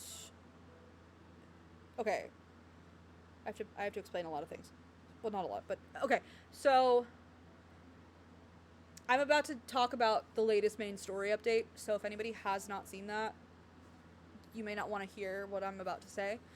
But I was thinking about how in Xavier's newest main story update, he was talking about how, well, it wasn't just him, Ever was also talking about it, but they're talking about Earth's ether core and how you have to wait until a planet's ether core like fully, I can't even remember if they said it was like fully realized its potential or like fully burnt out. I can't remember which is which. Again, I need to replay because I've only done once. But they were basically talking about how you can't interfere with a planet until its ether core is like fully,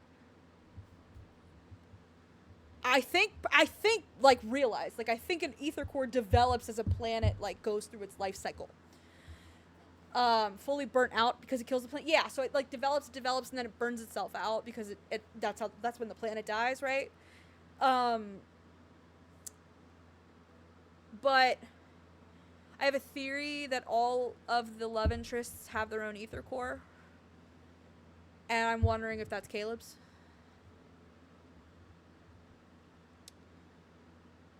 The planet's energy always feels familiar and nostalgic to Caleb. It carries the unique aura of rebirth. Perhaps it's not a dream, but a distant memory.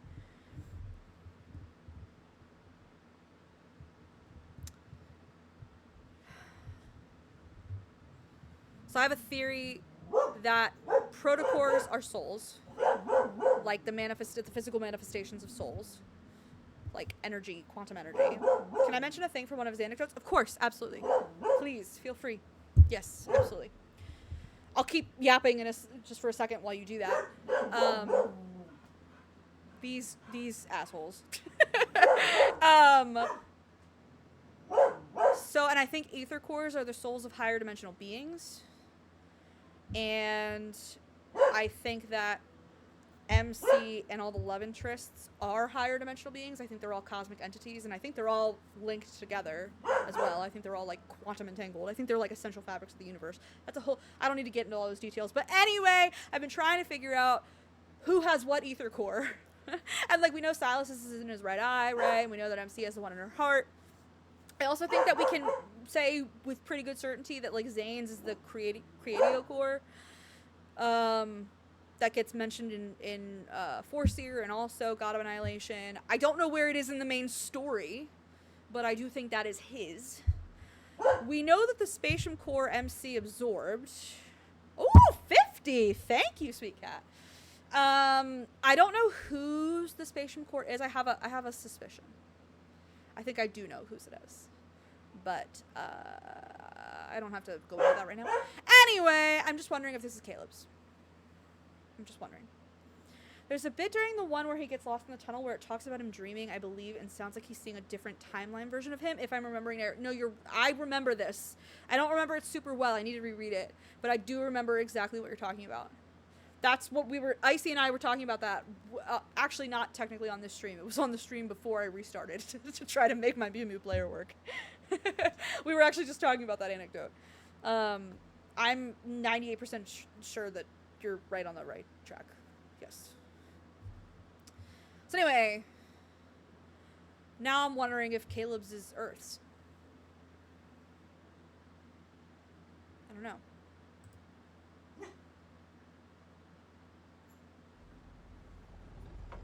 I'm intrigued. We fly our aircraft to get as far away from the central district as possible.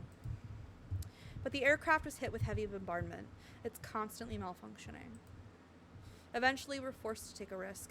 We land on the outskirts of a ruined city to look for parts. As we enter the desolate streets, wary and curious eyes follow us. Linkshire was once as lively as the Central District. And now, it's rare to see a new face. A black market merchant greets us in an unremarkable corner of an old district. Despite her friendly tone, her sharp, scrutinizing gaze reveals her caution.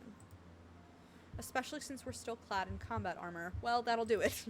So, where are you two planning to go with these parts? Far away from here.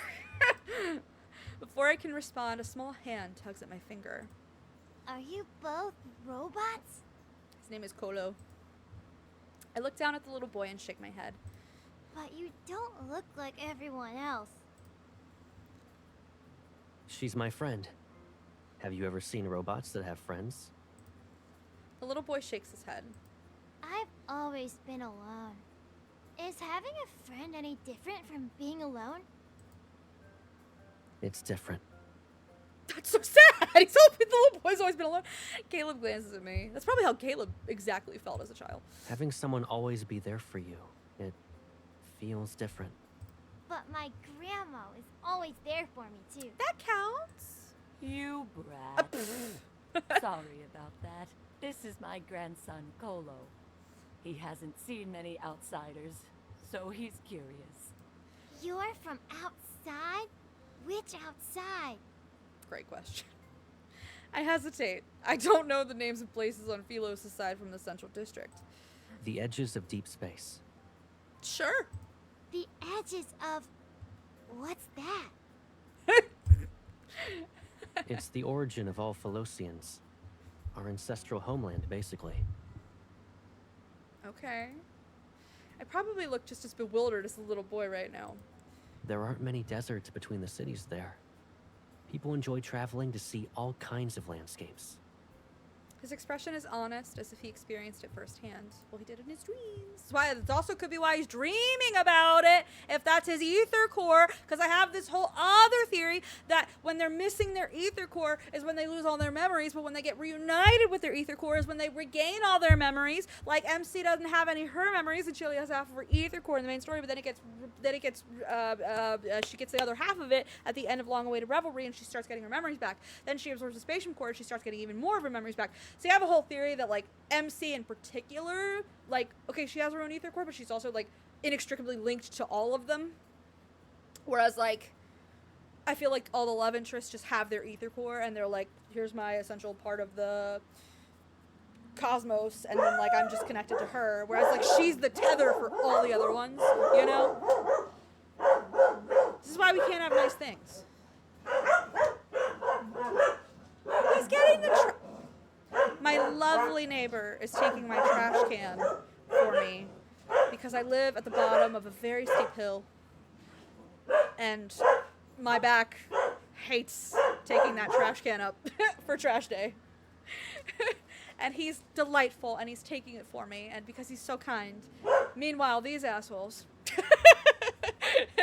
they don't know. Good job! Do yandere cyborgs dream of electric lovers? Woo! Bar for Caleb. Did he get this from the cognitive domain system? Do they have these? My grandma worked really hard to get them for me. The boy pulls out several white paper ornaments from under the table. They're neatly folded. Paper is rare on Phylos, but on that planet, it's an everyday necessity. That is true, Bummer. Almost every child there learns to fold simple objects. His understated tone makes my mind wander. What else? Tell me more. Caleb casts a side glance in my direction. Then he crouches down to be at eye level with the boy. I'll tell you, in exchange for getting some unfolded paper. How does that sound? Did you get it? Oh, and we're back in not space. It just looks like space. When we left Lingshire, we took the aircraft parts and the precious white paper I'm holding right now. Back inside the aircraft, Caleb gets straight to work without even resting for a bit. Lying on his back under the control panel, he swaps out internal parts. Regulator. I can't. My dogs. I can't. I hand it to him. My gaze keeps drifting to the nearby paper. Are you curious? Have you visited the edges of deep space? I'm not sure. I don't remember being there, but these images keep appearing in my mind. They feel like memories from a long time ago. As he finishes the repairs and pushes himself up, I hold out my hand to him.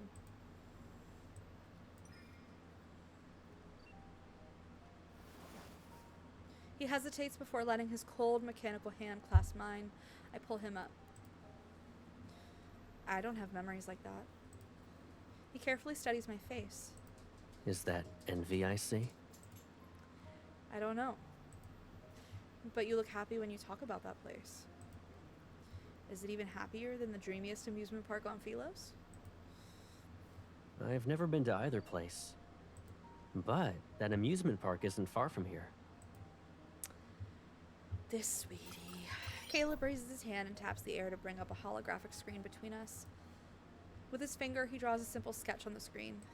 There's a hover train that weaves through the amusement park. Oh, yeah. It'll pass by the Ferris wheel, the roller coaster. So, completely is what I meant. Okay, got it. And the merry-go-round? You remembered that. I remember everything you said, including the amusement park's coordinates that you kept repeating. I write out the numbers I heard Caleb say many times on the holographic screen. X 4352.74, Y minus 982.56, Z 1287.32. I'm assuming these are coordinates. My hand stops exactly where his fingers rest on the other side. Do you really want to go there? You said it's a place that makes people happy. I don't know what happiness is. His expression falters for a moment. In that fleeting second, I can't discern the emotions in his eyes. Caleb places his hand on the holographic screen and makes it disappear. My hand touches his palm. I'll take you to any place you want to visit. Maybe it's just my imagination, but when our hands touch, in spite of the powered exoskeletons, I unexpectedly sense warmth. I look up at him. Neglected hamster eyes. Because you're my friend? He seems slightly taken aback. Then a gentle smile appears on his face. Yeah. It's because I'm your friend. I didn't understand what having a friend meant before, but over time I found my own definition of that word. Maybe I'll understand what happiness is when we arrive at the amusement park.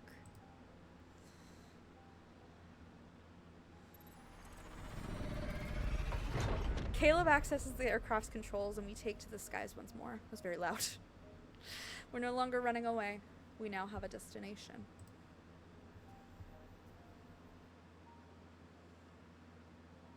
Okay, usually, this isn't for sure, but usually, chapter 5 in these myths is like a high point, and then shit pops off in chapter 6. Give or take. You know? It's like, oh, everything's great, chapter 5, and then everything's gonna go to shit. Okay. Preparing myself, okay.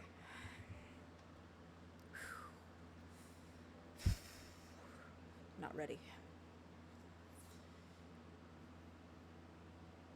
Experiment ID A01IE03. Date, Philo's calendar year. Don't have one. Recorded by Othan 17802. Objectives. 1. Reconstruct the energy transmission network within A01 to enhance the test subject's absorption and release capabilities. Wow, Infold would never! 2. Reinforce A01's powered exoskeleton and insert environmental adaptation modules to improve the subject's adaptability and stability in various environments. Othan Research Bureau report number 8675.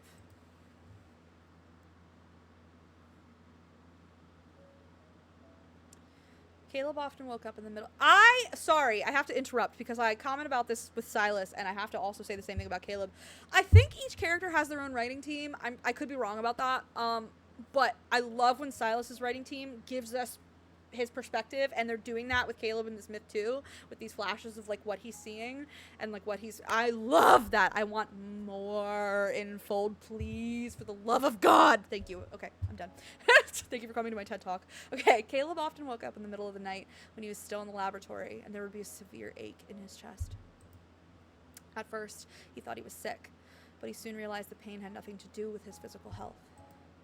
It felt like someone deeply connected to him was suffering, and he felt her pain through an invisible bond. That feels very twinny.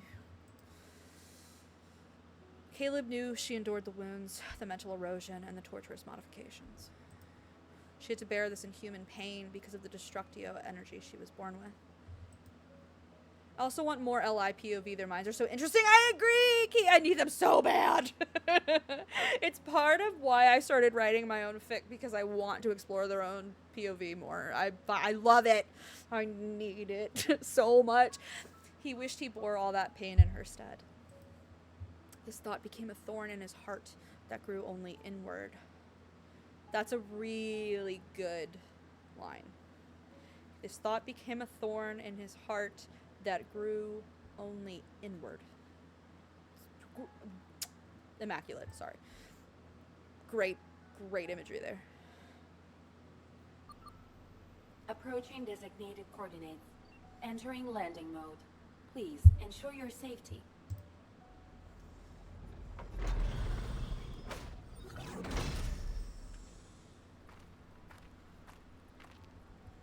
The aircraft has reached its destination, but the dreamy amusement park is nowhere to be seen. The remnants of a hover train lie scattered on the ground as if to prove this wasn't just our imagination.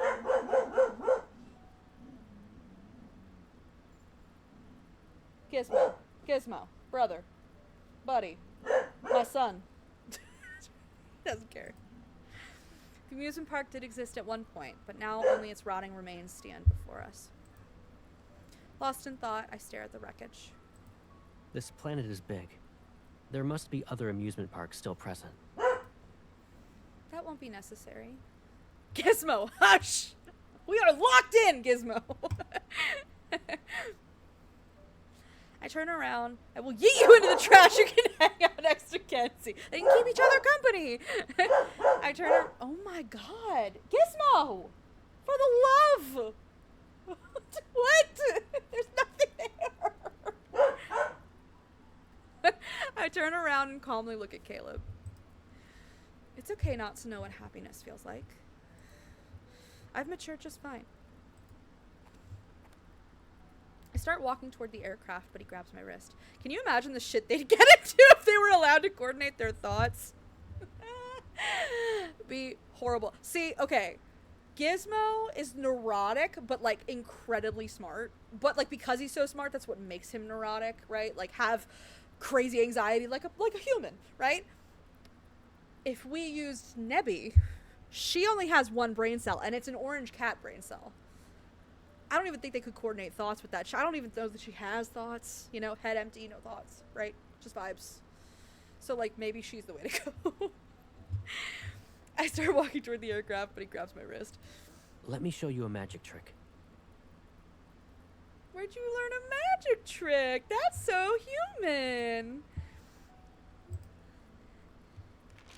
He releases my wrist and deftly folds, unfolds, and refolds the white paper he got from the boy. Before long, he places a delicate white paper crane in my hand. Oh, the cranes! Let's see how far it can fly. Although I'm confused, I play along. The small paper crane glides from my fingertips. It flies into the distance, and my gaze follows it across the desolate ruins. It circles back toward me, but just as I reach out to catch it, it levitates before my eyes. Did you use your evol? I love him. As soon as the words leave my mouth, I realize I'm floating. Where did he learn the concept of a magic trick, though? He knows, like, all these things, and I want to know how. I look down and see Caleb, or does he just have memories of Earth? I look down and see Caleb walking through the air. He's heading in my direction. His wedding banner card makes so much more sense now. Well, not makes more, I mean, it, like, made sense then, but, like, has more weight. The hover train is gone, but there's always another way to reach the sky. During the previous battle with our pursuers' aircraft, I hadn't paid attention to the sensation of floating. I assumed it was just his Earth memories. That's what yeah. But I'm no longer just thinking like, oh, like he's from Earth and these are his Earth memories. I'm now more wedded to the idea that that's specifically like his ether core. But that could be me. That's probably just me. But now that I'm suspended in the air, I feel like I lost my balance. Jack! I can fly! Sorry. I'm king of the world! I'm thinking Titanic, I'm sorry. He steadies me and the familiar pull of gravity returns. For my next trick, I'll turn this place into an amusement park just for us. I believe him. I do. Aww! The paper crane levitates and leads the way. Caleb holds my hand and guides me through the night sky. From above, the amusement park no longer looks like a bunch of ruins. The Ferris wheel, roller coaster, and merry-go-round, they stand like frozen relics of a bygone era. I love the theory. I have no theories because my brain isn't capable at this point in time. I'm hoping I get that upgrade in the near future. You are battling a vicious migraine as well as like other things. Please, like, don't even worry about it. There's no mention of Caleb getting his memories wiped in the lab. I'm assuming he was allowed to keep them to be a better soldier. It also seems like he was sent out a lot, so a lot of field notes from him. Key, that was one thing I was thinking about, was I was like, it sounds like he's been out in the field a lot, so I also wonder if these are just some experiences that he's had out in the field. But I'm not giving up that ether core thing either. I'm still suspicious. The planet's energy felt familiar. That's no, but I was thinking about that too, Key. Thank you. Don't mind me. The wind and clouds are woven to form a vessel beneath us, and I turn to look at him. He's beside me. Oh, well, migraine aside, I still don't have the brain capacity these days. I don't have the brain capacity for fucking anything. What do you mean? What do you mean? I'm a mess. Anyway. Focus. Caleb. What is it? I'm losing my voice, but that's different. I give you lots of hugs and ice packs. I'm sorry. I know. Migraines are the worst. I'm so sorry. This feeling I've never felt before. Is it happiness? If you like this feeling, then yes, it's happiness. After thinking for a moment, I gently pull him closer. He leans down. I see my lips curve into a smile in his eyes. I like this feeling. So I'm happy right now. Caleb stares at me as if bewitched. It's like he's seeing something completely new. Did I say something wrong? Not at all. It's because He gently touches the corner of my mouth with his index finger. this is the first time I've seen you smile. Precious babies! I also touch the corner of my mouth. It curved upward because I'm happy. It's not just that. This also changed. His fingers move from my cheek to the corner of my eye. Because MC, I love you, let's make out. Caleb, your eyes and mouth also changed. I touch the corners of his eyes and lips. Boop. Yes. Now we can see our happiness reflected in each other's faces. But I still don't know what makes you happy. It's you! You dumb bitch! No, I'm just kidding. I'm joking. We love you, MC. You. I'm joking. What did I say? What did I say? He softly says this single word. The evening breeze tousles his hair, and the distant stars are reflected in his gaze.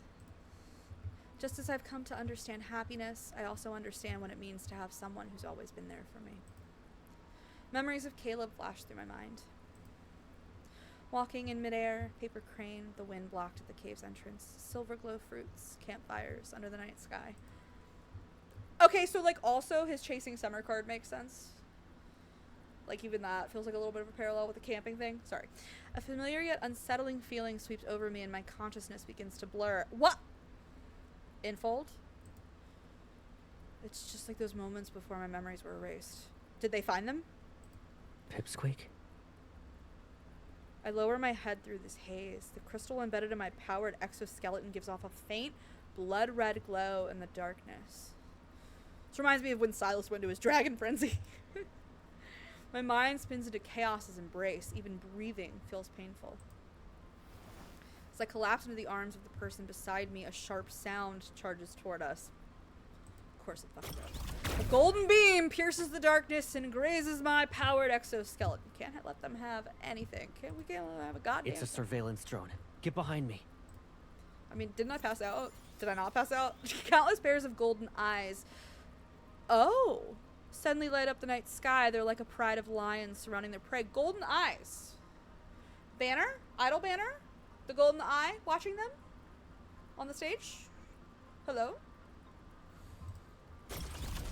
More golden beams are woven to create an intricate net. They're trying to trap Caleb and me. Net? Art on his card? With the leopard? The spicy? The verdant wetlands?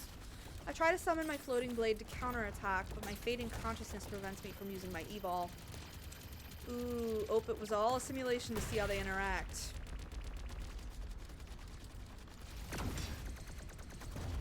Behind me, a golden beam strikes. As it pierces my chest, I lose my balance and fall. Caleb catches me. Focused, he uses evol to lift the passenger railroad car into the air. It serves as a makeshift shield.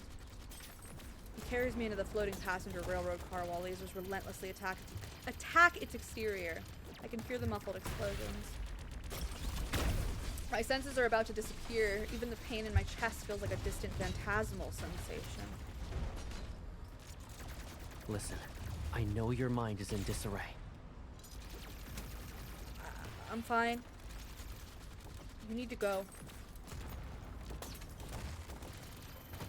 I try to push him away, but he pulls me back into his arms using an even greater force.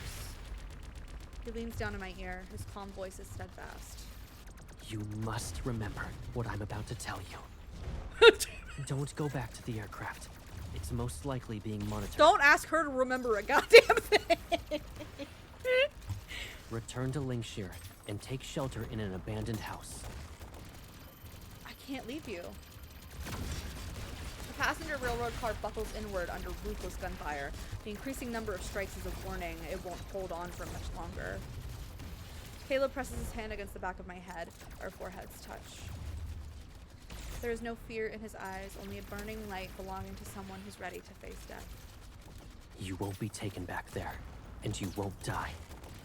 This is our last escape. I promise.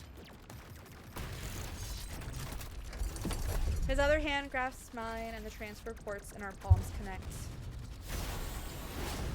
A flood of energy surges into me. It's not the cold, soothing kind I knew before. Caleb, it hurts. The energy burns like a raging wildfire. It consumes every fiber of my being as if to hollow me out. Don't be afraid. This won't take long. Meanwhile, he's killing himself, slowly, to do all of this. A shrill ringing noise echoes in my mind as unfamiliar energy takes over my body. It drains whatever remains of my energy. I struggle to break free, but his arms hold me tightly. Forgive me. This is the only way. I suddenly realize he's exchanging his energy with mine. No, Caleb, you can't bear it! I thought that's what he might be doing. I was gonna say that. To do it. Oh boy. He pulls me closer. Our heated breaths mingle as our bodies seem to merge. I will give you my fate, and your fate will become mine. Oh, good. Interesting.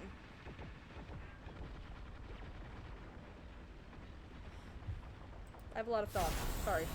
The energy courses through my very being to claim every part of me.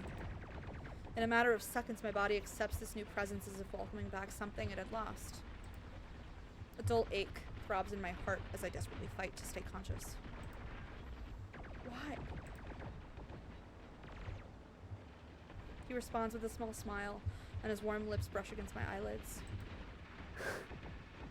Because I'm your friend. A close friend is willing to do this. To die for you. In this close moment, I see his farewell and that smile. It feels like our final goodbye. My lips move, but the word I want to say won't come out. Caleb. As my world slips into darkness, I see Caleb turn and walk out of the passenger railroad car. He levitates in the air as massive black swords materialize behind him. Oh, this music gives me chills. I'm sorry. The floating blades forged from my energy now serve as his weapon.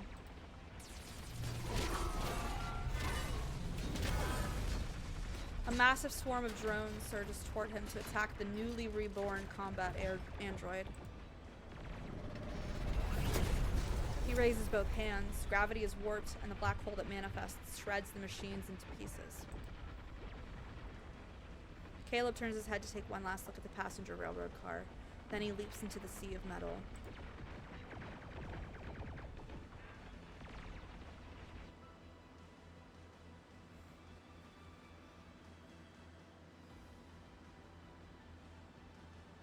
I always assume they never wiped him again, because, again, they just didn't see him as human. Could be. Because I love you would have hit so hard and full. None of them have ever said I love you. I don't know if they're saving that, or if they'll never do it. I don't know. It's interesting. Yeah, I'm not sure Robo knows what love is. I don't know. He knew magic tricks. Maybe. I don't know. I have a lot to think about with the energy transfer that they just did. It's giving me a lot of raging thoughts, just like lore implications and stuff. But it needs to marinate. I'm not ready to. I'm gonna let it simmer. I'm gonna let it cook. If they say it, they'll have to make sure they all do it at the same time, or I'm sure people will have a meltdown. True. Maybe they're waiting to release the 6th. I wake up in the wreckage of the Hover Train's passenger railroad car. MC certainly doesn't. She asked if this was happiness. Woof. I know. This is so sad, though. And don't get me wrong, like, of course we already know it's sad. They're lab rats. It's horrible, yeah. But, like, I'm also thinking about, like... I'm thinking about children you hear about who are deprived of essential, like, socialization. Like, trapped in a cupboard for years and years of their life. They grow up to be 12, and then they act like feral animals. That is not a criticism of them, by the way. Completely not. It's, like... what happens to the human experience when you are completely deprived of like any and every essential human element of development. It's so like even though they're so highly technologically advanced, it's like they've regressed so much in their own humanity. It's which is why like the whole like fruit eating to me felt very Garden of Eden. Like here they are getting this essential knowledge of like what is it to be human. Climbs out of the cupboard they've been locked in for 12 years. Hi, Sleek. How are you? Oh, Sleek never fails to make us laugh. I wake up. Wait, I read that already. Sorry. Hello. Anybody? Anybody left? Hi, fans! Also, the description of MC at the beginning, living weapon, nothing else. And thinking about her in the Arrows cards where she's basically sociopathic, there's something to that I feel. Oh, yeah. Oh, yeah, turquoise. Oh, see, this is, okay, so I started that harem fic, right? And I'm going to be working towards this, what I think Infold is working towards in the main story, which is, like, she is the ultimate, like, weapon. Like, I think once she gets all of the ether core parts absorbed into her or whatever, like, you know, she's collecting, you know, the infinity stones, I think it's gonna make her like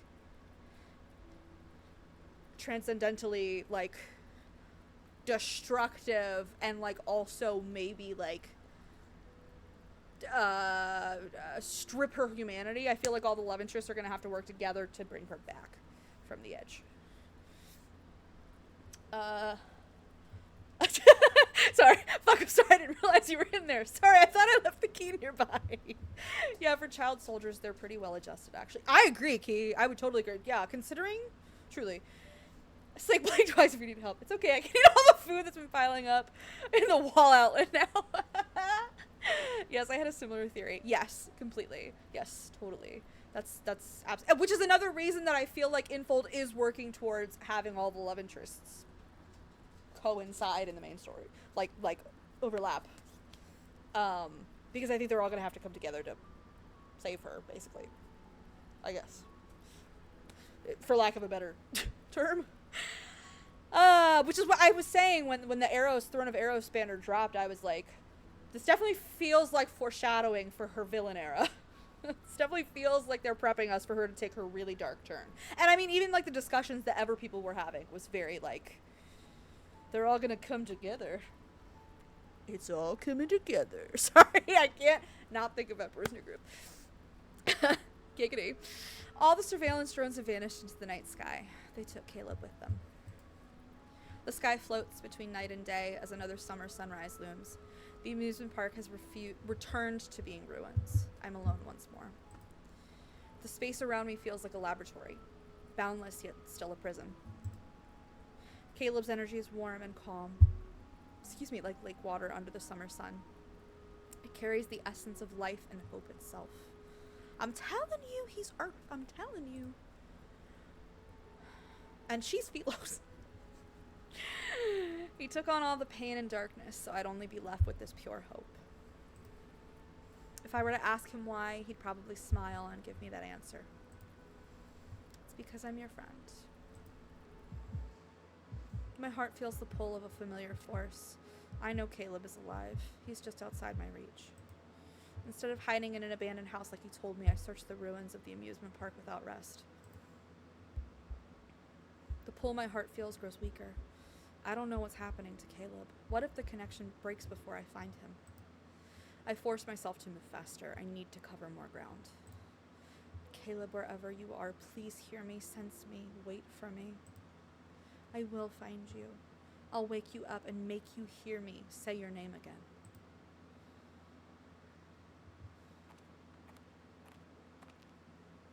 Insert random creepy person in abandoned amusement park. It's too funny. I lost count of how many days and nights I've traveled. Welcome to Happy Funland! It's giving FNAF. I lost count of how many days and nights I've traveled. I don't know how far I've gone. The ruins of a city rise in the distance. It looks like the outskirts of Lingshire. Light fades from the weathered buildings as another night approaches.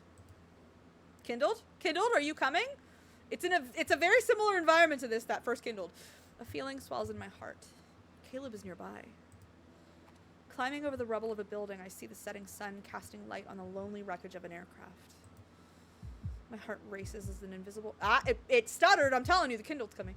My heart races as an invisible force pulls me. The person I've been trying to find is close. I wish I could have a nice green city like this. I move to the other side of the abandoned aircraft. Oh.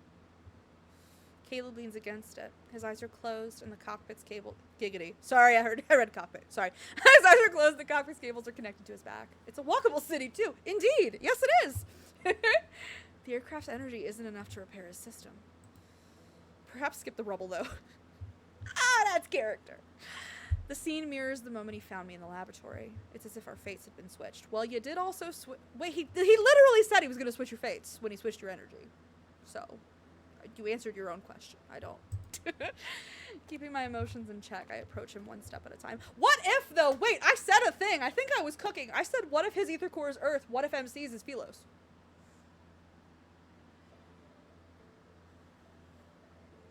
Philos sought immortality. She is reborn endlessly. Hello? YMCA? Why did I do YMCA? Hello? Hello? Sorry. Anyway, keeping my emotions in check, I approach him one step at a time. Oh, kindled! Yeah! Kindled! Yes! Please, hold on. Please work.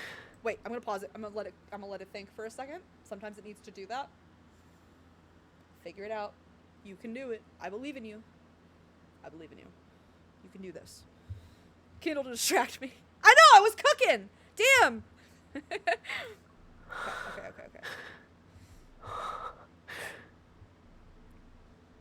MC, keeping my emotions in check.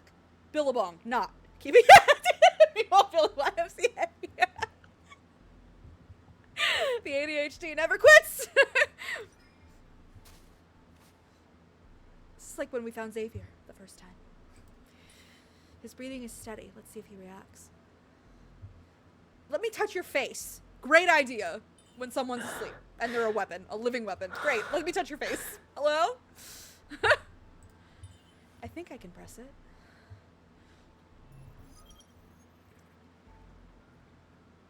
What am I looking at? What is this? Hello? This reminds me of the gem in Silas's chest. What is this? I don't even know. Oh! I'm supposed to click these things. Okay. Awaken! You are healed! Sorry. Hi! Target Hey. acquired. Hi. A01. Hello. Activating elimination protocol. Well, you're kind of A01 now. I mean... This Kindle with Kernel hits, by the way? I bet it does. On Mew Mew, I will play the Kindle before the cards. When I actually play the card, the Kindle has been cached, and won't stutter as badly. That's a good idea. That's a very good idea. I should do that. Keith, thank you. I will do that in the future. Is something controlling him? Back away. God, his glowy eyes! I love the glowy eyes. Well, this is awkward. Get off. No, don't. We're right where we want to be. Error detected. Oh, not the throat. Execute A01. Call him Caleb, please. No. Yeah, I was to say, use his name! Command. Rejected. Martha! Why'd you say that name? I'm sorry.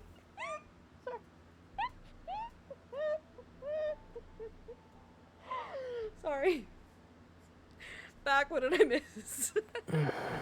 Me being an idiot. That's the next outfit I get for MC. I actually really like the haircut. I think it's super cute. I wish I could just put her red on it. I mean, she still looks good with that color. I just wish I could make it red, but I really like it. It's super cute. Martha. Wait, I said something and I totally didn't even read it. I'm so sorry. I got distracted by Martha. Have you returned to me? Me taking a serious moment, making it so unserious. I'm so sorry. What's up with your little cybernetic glowy? Are you hurt? I wish we could change the color of all myth hairstyles. That part. Something is controlling it. Maybe you've left that special app up on your phone. By the way, there's 2 versions of that based on the order of buttons you press. You got the angsty one. Oh, that's cool. Oh, we'll have to do that again. I have no idea. I wouldn't even know what order to do to make it different.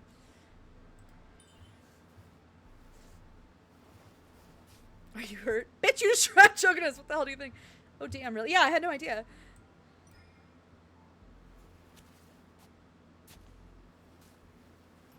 What you got going on here? I'm gonna take these out now. Hopefully it doesn't unplug you and you shut down. I don't know. Seeking me out. That's dangerous. You didn't want to be woken up? Oh, damn, really? Choke him back and see if he gets hurt. If it's you.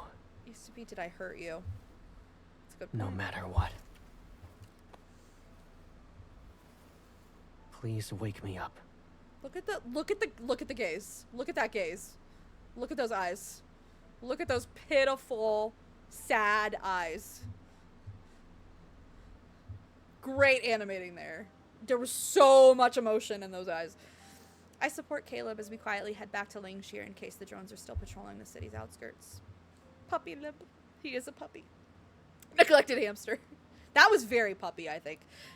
Giant puppy eyes. And I always wake him up during sleep time now. Aww. His system has sustained heavy damage. We need to quickly find a safe place for repairs. I don't think you know how to repair him. Do you? The black market merchant who sold us aircraft parts kindly let us use her old house for now.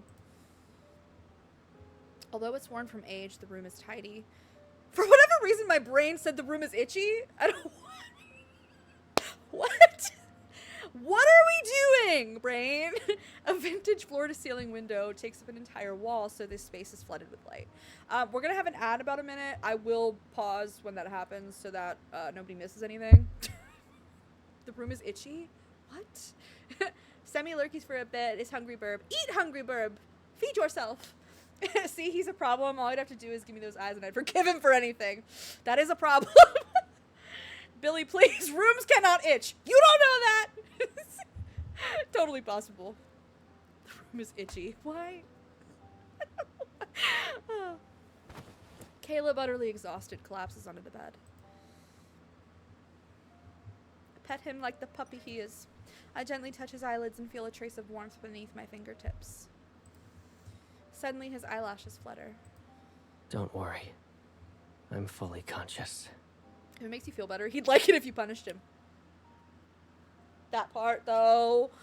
He takes my hand and turns it over. The various cuts and scrapes I collected from those days of looking for him in the ruins are revealed.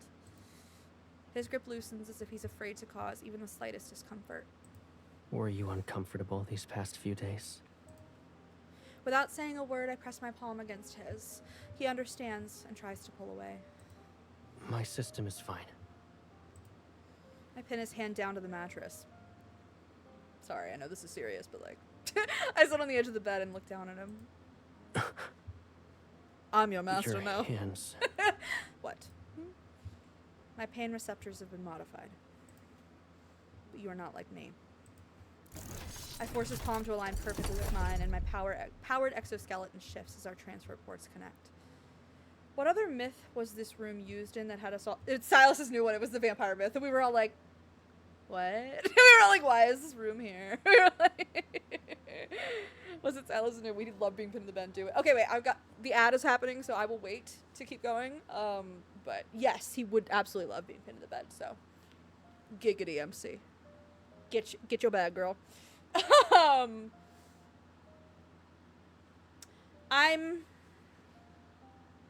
I'm really starting to fuck with this idea of Caleb having Earth's ether core and MC having Philosis. I'm really starting to fuck with that. I'm really starting to, and if her ether core's artificial, not necessarily artificial in terms of like she's had to be created like she isn't some cosmic entity. I'm not saying she's not. I think she is one. But, like, I'm wondering if the Philosians ever turns into Philosians, or, like, some of the people on Philos. I think they end up the Philos royal family, but that's another theory. What if they took all of the existing ether cores and put them together to make her ether core? Which is why they're all so inextricably connected to her and an essential part of her.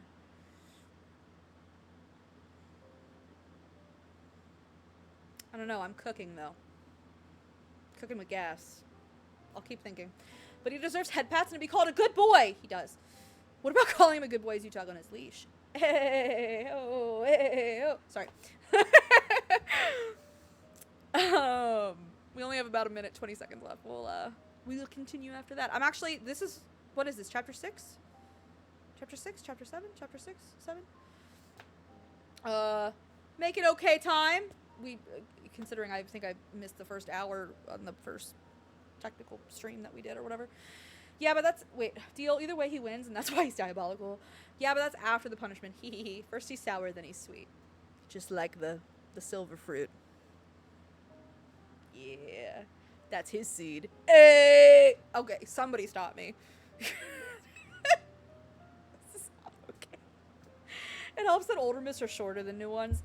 That is true, although Silas's took me his dragon myth, I think still took me like 5 hours.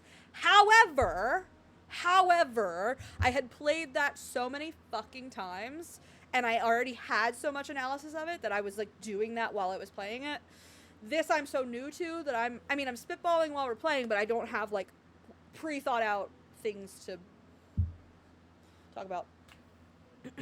Or we can encourage you debauchery. You have a ton more theories on his LOL, exactly. Same brain cell. Yeah. So once I sit with this and digest it more, I might end up the same way that I am with Silas's dragon myth. It could happen. We could see that happen. It just, you know. Okay. We are back. No more ad. I will keep going. I force his palm to align perfectly with mine, and my powered exoskeleton shifts as our transfer ports connect. Energy flow. This also, sorry, I'm not trying to, I know I keep interrupting. The whole, like, we connect our transfer ports feels very intimate. Like, it feels sexual, and I don't mean sexual just to be like, ooh, obscene. What I mean is, like, it's a very intimate kind of act that they are engaging with over and over with each other because they trust one another. And I just think that imagery is significant. Again, though, I did just watch a whole, like, 2 different video essays on, like, reproductive horror, which is, like, why that concept is burned into my brain right now. Like Avatar. The Blue People Avatar, I hated the first one, and I've never, watched the other 2. I'm so sorry. I'm so sorry, forgive me. Forgive me, I'm sorry. Yeah, I've always thought that, too. The imagery of the hands and the transfer ports. Or it being like Avatar. Yeah, with their tails. Didn't even remember that was the thing. I'm so sorry.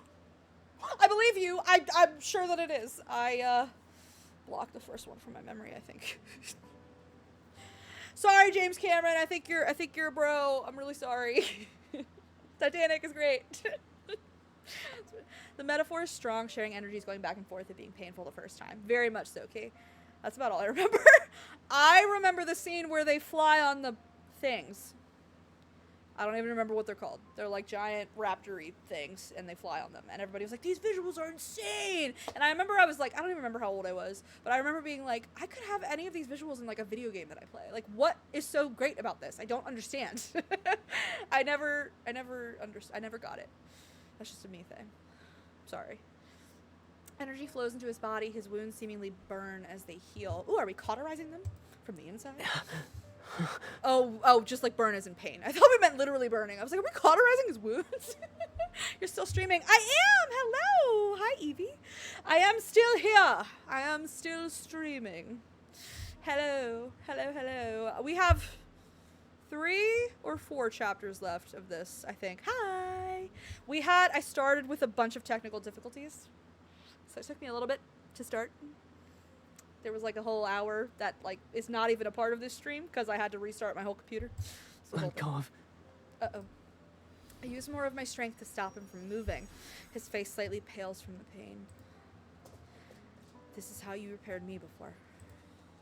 I'm just returning the favor. Don't waste your energy on me. Pro streamer shit.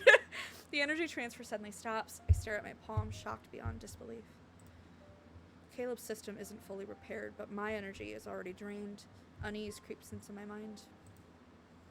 Our energy levels are mismatched. You knew? He turns his head away to avoid my gaze. I'll recover. I just need more time. I grab his shoulders and make him face me. Our gazes meet. You lied to me. Yes, I did. How are you going to punish me? I'll accept whatever it is you plan to do. I bet he will. Billa, is he gonna be okay? Evie, this is a myth. They're never okay. Just so you know. I'm so sorry. They are never okay. This is love and depression. They will never be okay in a myth. So I saved that line 100 times 100. You know what, Key? I'm sitting here forgetting that that's a thing I can do. You're right. Thank you. Thank you for the reminder. A producer added, I bet he would. Hello? My fingers trail from his shoulders to his collarbone and move toward the center of his neck. This thing right here reminds me of Silas's gem on his chest, which again, I think is like imagery of his core. The ether core, I mean. I'm telling you, I am so into this Earth ether core theory now. I am rolling with it. Your punishment. Promise me that you'll never leave me again. That's a punishment. Ever. Interesting emphasis on that word, considering who the big bad in this game is. And the imagery on Raph's sea god markings. I need to go look at God of Annihilation and King of Dark Knight. Or just any of Xavier and Zane's myth. Get up. What if I break it? Hello? Okay. You didn't have to say it like that. Hello? I think I just snorted. See, I can distract myself. I don't even need you guys.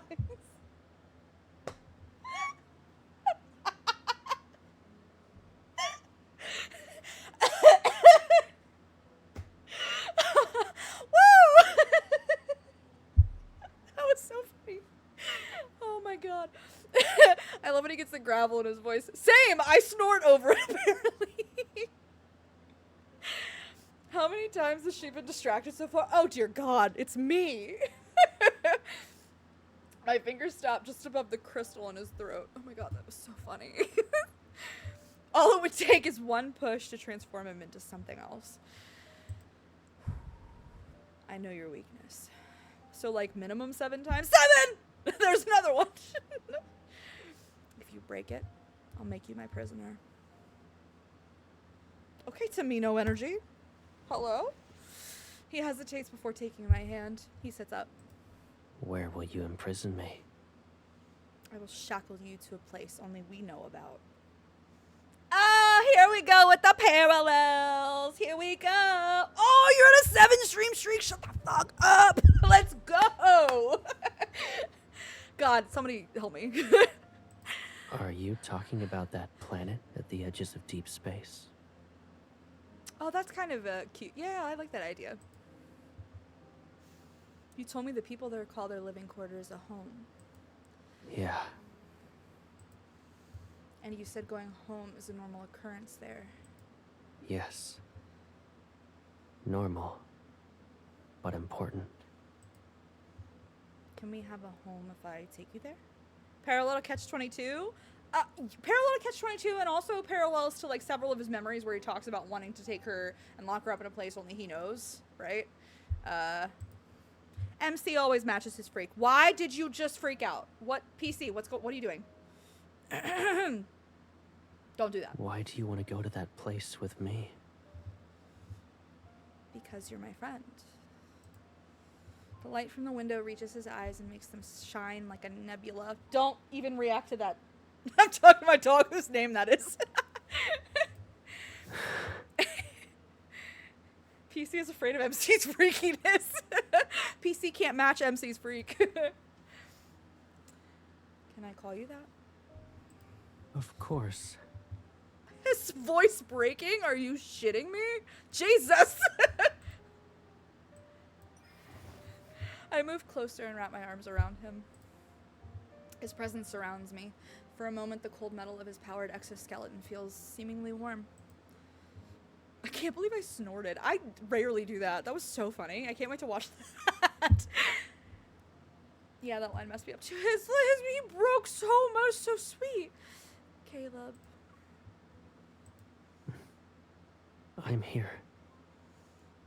I can believe it. Oh, were you not here for the snort? God, it was funny. I rest my head. The VA was already hitting us with a voice break. I know. Caleb makes everyone release weird sounds. I rest my head against his shoulder. Now I understand what it means to have a friend. He wraps his arms around me. His embrace is ever so gentle, as if he's afraid his powered exoskeleton might hurt me. What does a friend Was there another mean one? No. Okay, so you were here for the snort. I couldn't remember. There was a lot happening in my brain when that happened. I apologize. There's someone who'd do anything for me. There's someone I can't live without. Why can't I say there's someone who I'd do anything for? Fine. I'm gonna say I can't live without. He's gonna like that. He's gonna like that. There's someone I can't live without. You could cry. You could cry. You're so cute. That's what I said too. He slightly leans back and leaves just enough space between us. Hesitation flickers in his eyes. Is that not true? You'll be older one day. Don't hit me with the age shit now! And you won't be my friend anymore when that happens? When you leave the lab, you can live your own life. We left the lab! Hello? I caress his cheek. Then let me be the only one in your life.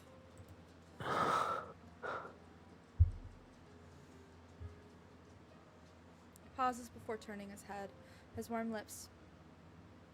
Why you know they're warm, MC? Why you know they're warm? Brush my fingertips because he put them on you. Hello? And his voice is as soft as a whisper. That's not the answer I expected. How darling! But I like it. By the way, these headphones, they're not like noise canceling headphones, but like they give me surround sound. They're pretty good. I can still hear my dog snoring behind me. She's so funny. Sorry. I love him. Sheesh. I sit up straight. Do you all see why I had to write a harem fic? I am truly of the path of the harem. I mean, hello? The whispery deep tone, immaculate. 10 out of 10. No notes. I sit up straight and extend my right pinky finger to Caleb. Back then you taught me about promises. So you remember? All our memories are tied to the name Caleb. His eyes sparkle as he extends his pinky finger. I'm sorry, I keep thinking of Patrick. Pinky out! Let's leave Philos and travel to a planet at the far edges of deep space. Okay. Our pinky fingers, both encased in armor, hooked together, just like back then. It was summer at that time, and now it's currently summer. This season has finally become an inseparable part of my life.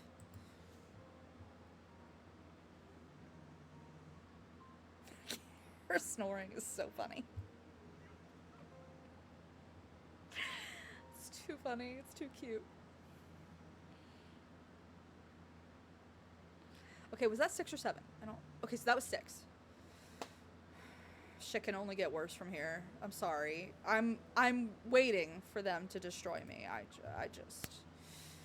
No, same. Silas got me yesterday. I wasn't even doing anything. I just trapped him and he spoke and I went hard eyes and then immediately banished him out of the cafe because no fourth main shoe. Listen. Don't talk to me about that man because I will proselytize about that man. Don't do it.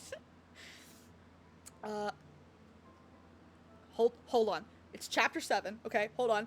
The experiment ID A01 X02 TM 07. This feels important. Okay, recorded by Othan 17803. Objectives: install and activate quantum interference modules for A01 and X02 to ensure stable operation. If you do it with a number key, that'll work. It doesn't do it with a word, I don't think. I think you have to do it with the actual number. I'm sorry, I know that's annoying.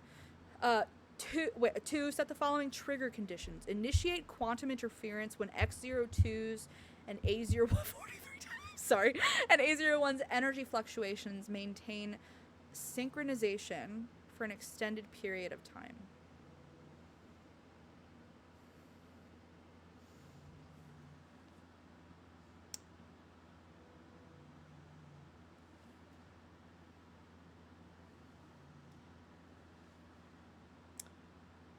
So, am I gonna get the equivalent of Dragon Frenzy, Silas, now that he and I have been in sync for a while? Is that what's gonna happen? Like, quantum interference is gonna happen?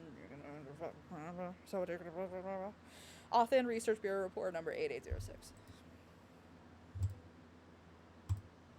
I'm clicking. How many times do you want me to click? Okay, thank you.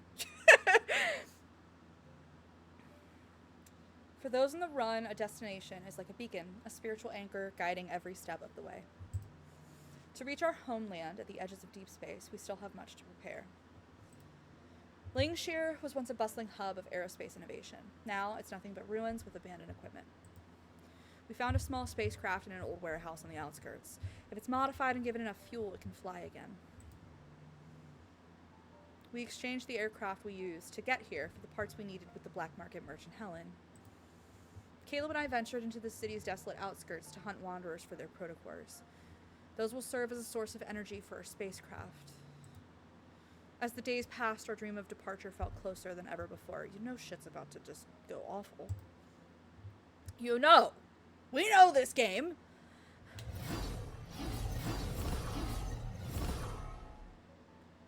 After working very hard, we finally filled our pouch with protocors. It's currently midnight. But instead of heading back with our loot, Caleb and I are captivated by the scenery before us. Oh, God. Has Dragon Myth written all over it. With like the, oh, here's us on our happy raid, and we're just, here's our loot. And like shit's gonna go horribly. Ugh.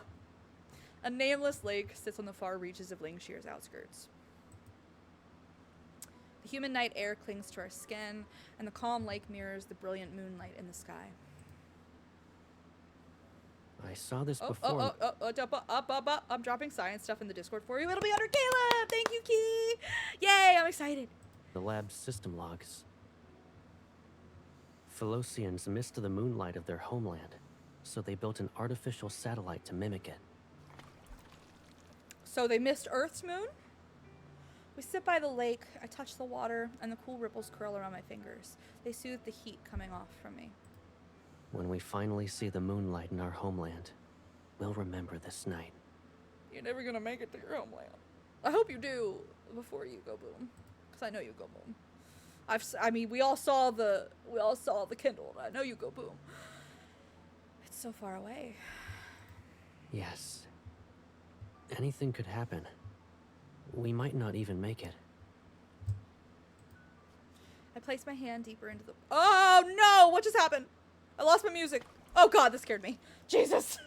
Don't give me a heart attack, Mew Mew. I place my hand deeper into the water and watch the ripples spread out. It doesn't matter, so long as we're together. Caleb looks at me, then he tilts his head toward the. Oh, my bad. Hold on, wait. Tilts his head toward the sky. Okay, got it.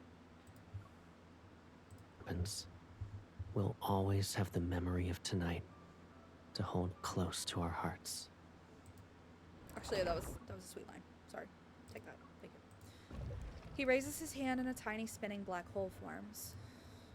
The small ripples in the lake's surface gradually turn into waves. They're drawn upward by an invisible force. The water hovers above the lake. It forms a massive transparent sphere that sparkles with reflected moonlight.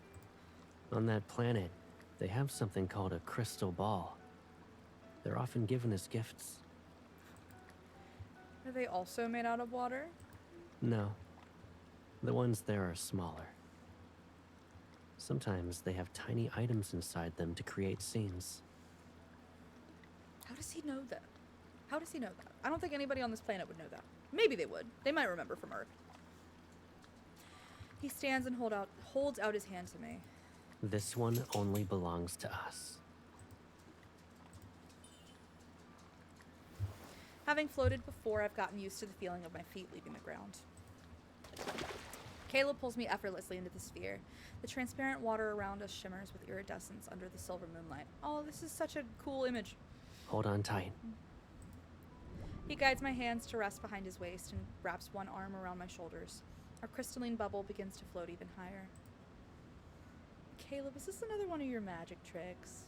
A magician relies on illusions. That's true, it's not an illusion. But I want to make all your wishes come true. Prismatic lights dance around us, refracting and reflecting endlessly. They make me feel like I'm inside a giant crystal ball. Yet his eyes shine as pure and bright as tonight's moonlight. All my wishes will come true? Yes. All of them. I hold him even tighter. The wish I have right now has already been fulfilled.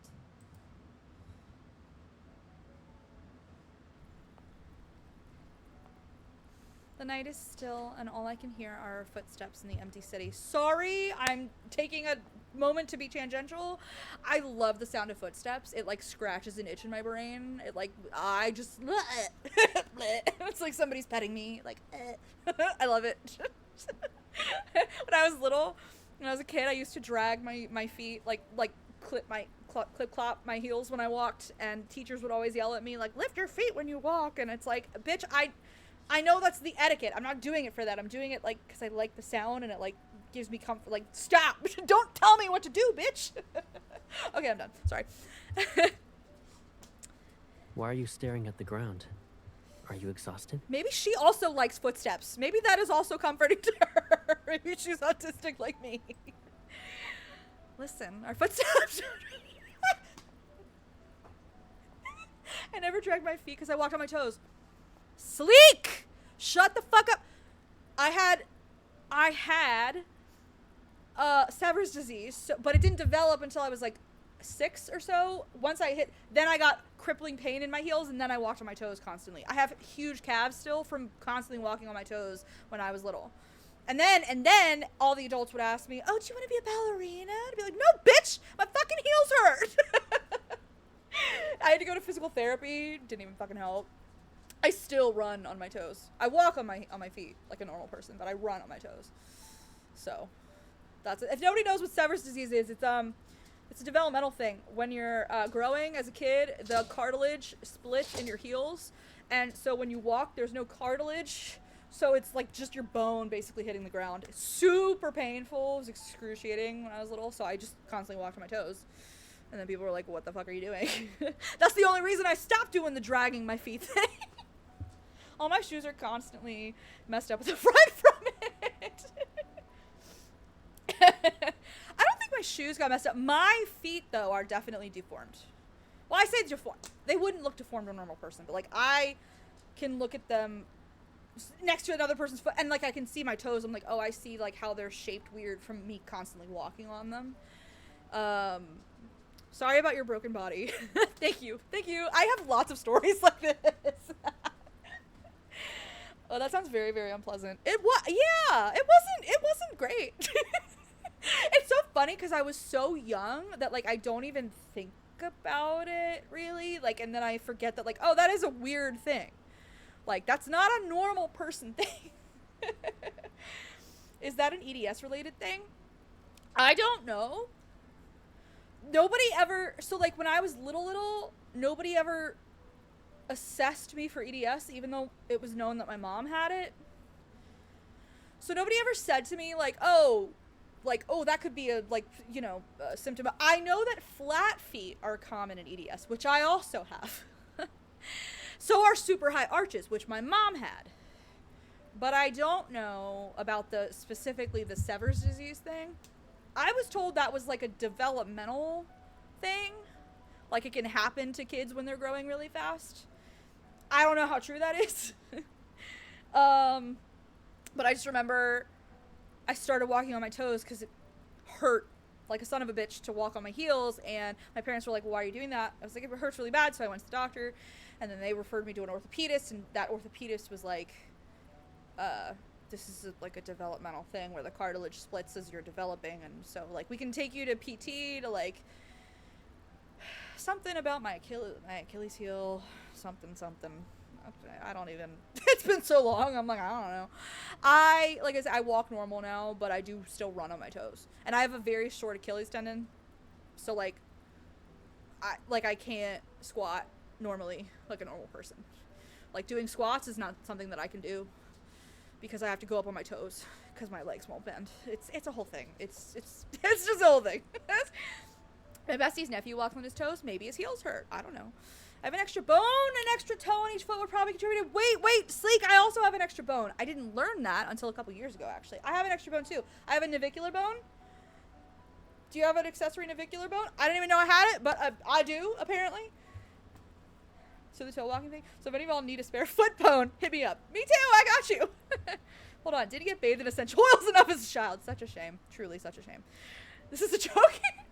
I have a funny story about bathing in essential oils. We love funny stories here. This is when I try to sell all you boss babes essential oils. Join my team, y'all. Be a boss babe. Be a bad bitch. Wait, but that's so crazy, Sleek, because I also have an extra bone, which I did not know until a couple years ago. I injured one of my feet pretty bad. I don't know, maybe 8-9 years ago, and it never like felt like it healed right. So I went and got X-rays and an MRI, and I tore something, not surprising, but then they also told me about having the accessory navicular bone, and I was like, oh, I didn't know that. Which I guess, like, where the pain I was having was like, some of it, because I have, like, 2 parts where I had pain. Anyway, one of those was right where the bone is. And I was like, oh, crazy! We could form a boss babe structure of some kind, maybe a pyramid, I don't know. I'm imagining it was a slippery disaster. OMG genius! It's a very strong geometric shape. They sound like they're going home. You already think of it as your home, huh? I watch our steps fall in and out of sync. I mean, us walking together is what feels like home. He slows his pace until we're walking side by side. I'll remember the rhythm then. So from now on, we'll walk home like this, together. I feel like he's playing another magic trick on me with his serious tone and how he says the word home. My heart is racing as if I'm engrossed in an enchanting performance. Now you're the one who's slowing down. What's wrong? He places his hands on my shoulders to steady me. Then he leans down and looks at my face. Tired? His compassionate gaze is so close. Not wanting him to notice my quickened heartbeat, I only nod. Caleb also just needs happy domestic life. I'm sitting here thinking about, like, yeah, imagine your entire childhood is just complete fucking trauma and experimentation, and you're completely deprived of anything that makes you human. Yeah, yes. I understand his emphasis of, like, home and family, and I was sick one time, and my GF at the time told me to use some of her peppermint essential oil in my bath so it would help clear my sinuses. I asked how much I should use, and she said not much, just until you can smell it. Oh no. I've had an allergic reaction to peppermint essential oil, so I feel like I have an idea of where this is going. I have zero idea which one it is, sorry. Oh no, that's okay, I was just curious, because I didn't know that was even a thing until they told me a couple years ago, and I was like, oh, what the fuck? So I was just curious. For real, just let him have peace and comfort and domesticity. He was made to be a male life, truly. Famous last words. We've been out for a while. He suddenly stops, turns around, and crouches down in front of me. Can they get out of their powered exoskeletons? Or does that, like, kill them? Like, is it essential to them to... Problem was, I was stuffed up and couldn't smell anything. Oh no! So by the time I could smell it and got in, my entire body felt like it was on fire and freezing at the same time. Yeah, that sounds right. I used peppermint oil for my migraines. Funny you mentioned that, Turquoise. I was at work. I had a migraine. It was really debilitating. And one of the doctors I worked with was like, hey, I use peppermint oil on the back of my neck for my migraines. Here, you can have some. I keep some in my desk. And I was like, bet.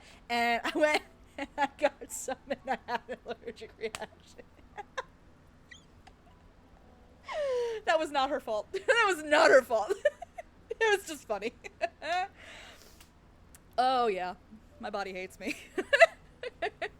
I hear that can be very helpful. It did not help me, but don't take me as a baseline. Don't use me. I use the peppermint or lavender only as aromatherapy. I've heard that also is very pleasant. I don't really use any sort of anything scented just because of my animals. I mean, if I do, I'm not saying I just keep it gross in my house. I use, like, the little, like, Glade plugins that are just very, like, gentle. Anything stronger than that makes me nervous with them. I never know. I've thought about trying peppermint oil for mine, but I can get super sensitive to stronger smells, so I'm too scared to try. I understand. So I tried to run the shower to rinse the peppermint oil off of my body! Oh no! Evie, no! See, Turquoise also, no! Ah, I'm so sorry. He suddenly stops, turns around, and crouches down in front of me. Hop on. I'll carry you home. He's gonna give me a piggyback ride like Silas gave me a piggyback ride? Are you serious? It's between the first and second regular bone on the outside in my actual foot. I feel like this might be the same bone. leak. I'll have to look. I don't move, instead opting to stare at him. It sounds like many lessons were learned that day. Piggyback ride! It'll be faster this way. I saw you look me up and down, sir! You thought I wouldn't notice that? Hello? My ex walked in to find me curled up on the shower floor shaking. We laughed about it later. Aww. Don't you want to go home soon? Still feeling lightheaded, I climb onto his back. He lifts me with ease and walks forward. If you're tired, close your eyes. You'll wake up at home. This is so Silas coded, sorry. Sorry, he just did something very similar. I lean my head against his shoulder and let myself relax. Caleb. That look over? Yeah. The look up into hello? Is it on here? What is it? I like it when you say home. Then I'll say it every day. Which they had discovered after suggesting to my parents Let's go home. that they could remove the bone and toe on the outside if it was going to cause any issues, which thankfully they chose not to. The head knot thing is also very oh, there's a reason I love them both.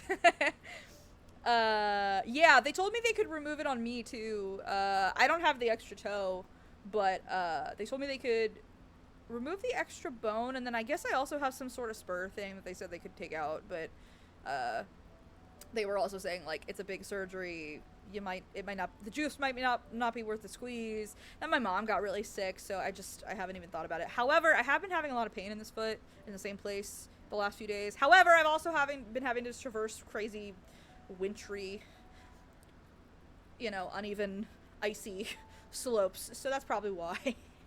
So like, I don't know. I could maybe in the future. Who knows?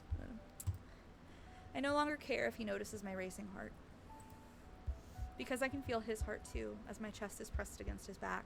Like mine, it's beating just as quickly. Our hearts are perfectly in sync.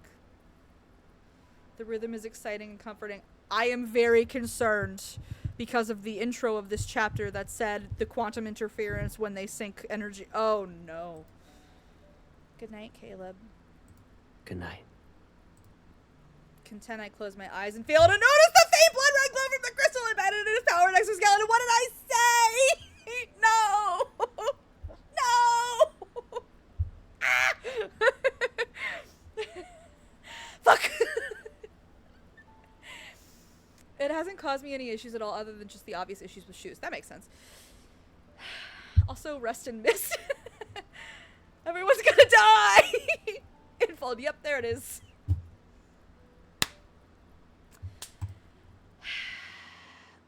Oh, good. We stop it there. Great. Great. Great. Great. Fuck. We got two more.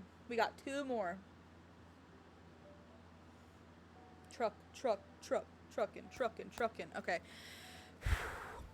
All right. Well. Bombs away. Prepare Uranus. It's gonna be painful. Okay. Oh, sorry, Neppy. I didn't realize you were right there. I was like, like doing this on my thighs, right? And then my dog put her face right there, and I had her little snout. Hello. You should Google quantum interference later. Oh, I'm so excited to, Key. I'm literally so excited. I want to right now, but I do you think I should now, or is that gonna be a spoiler? Should I wait? Let me read this. Experiment ID AL1 X02 NJ04, recorded by Othan 17804. Objectives: 1. The interference control module via feedback signals will adjust the patterns of entangled particles to generate specific quantum states. These will target the neural networks of A01 and X02 to disrupt their consciousness. Number 2. Monitor and document the destructive effects and quantum decoherence, there's the name, when the energy fluctuations of A01 and X02 converge.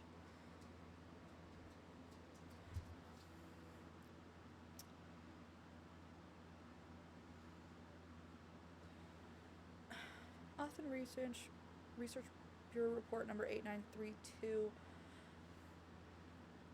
Okay. Just behind the entangled particles generate specific quantum states. This will target the neural networks of A01 and X02 to disrupt their consciousness. Monitor and document the destructive effects and quantum decoherence when the energy fluctuations of A01 and X02 converge.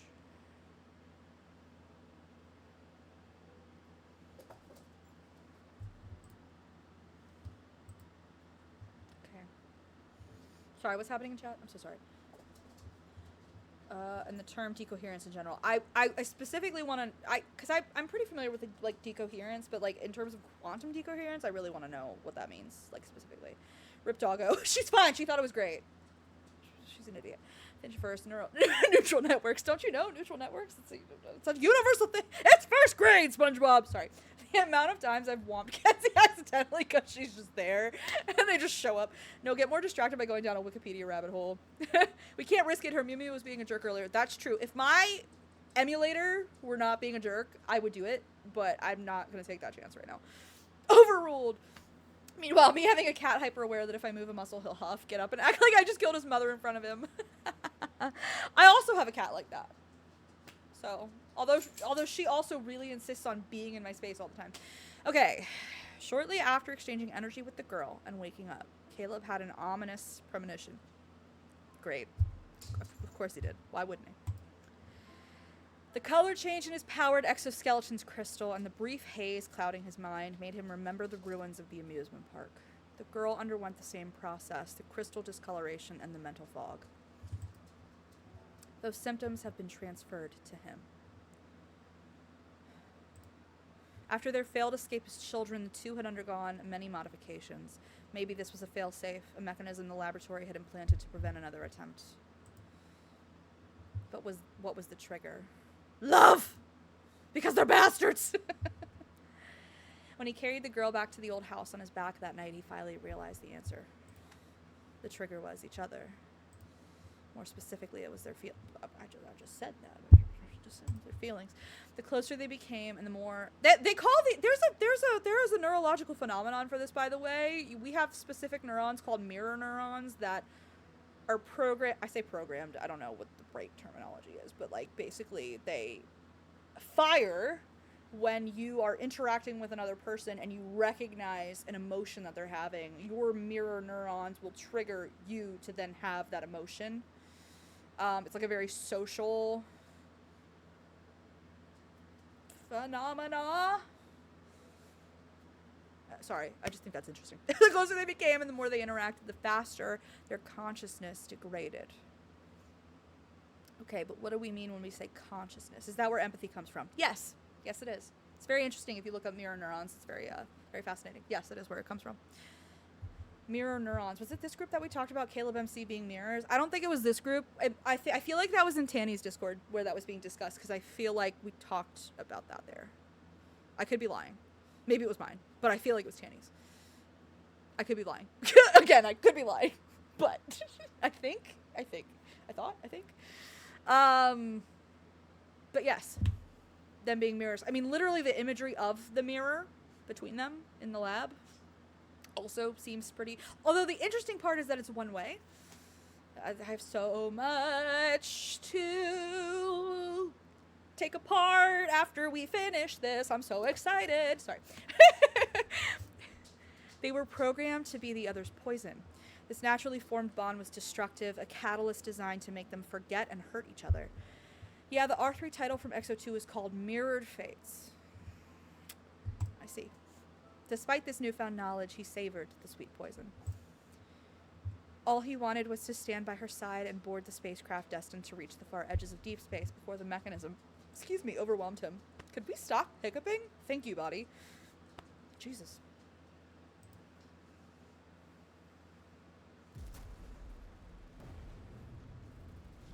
The war between the government and the rebels had reached a precarious stalemate. The central district has been reduced to rubble. The flames of conflict spread to every part of the planet. Lingshire was no exception. Outside the window, an ominous red glow lit up the night and was accompanied by faint, distant explosions. It's me. As opposed to... Helen rushes in with her grandson, Kolo. Both are disheveled from their journey, and her usually calm demeanor can't mask her fear. The rebels are already at the city outskirts. It's sooner than I expected. We'll be boarding a large evacuation ship.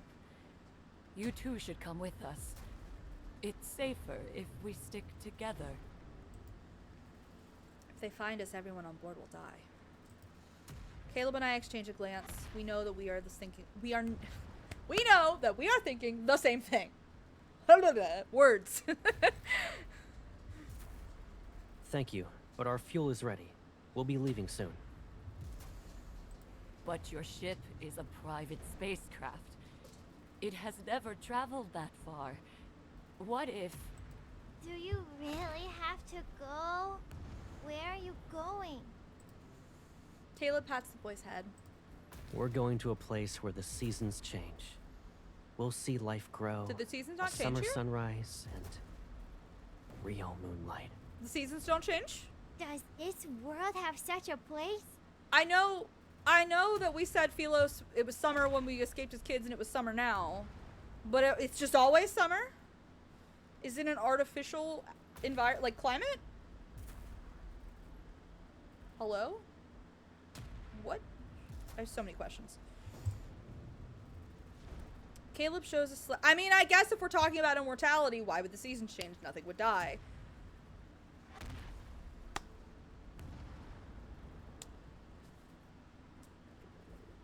Philos is a redacted.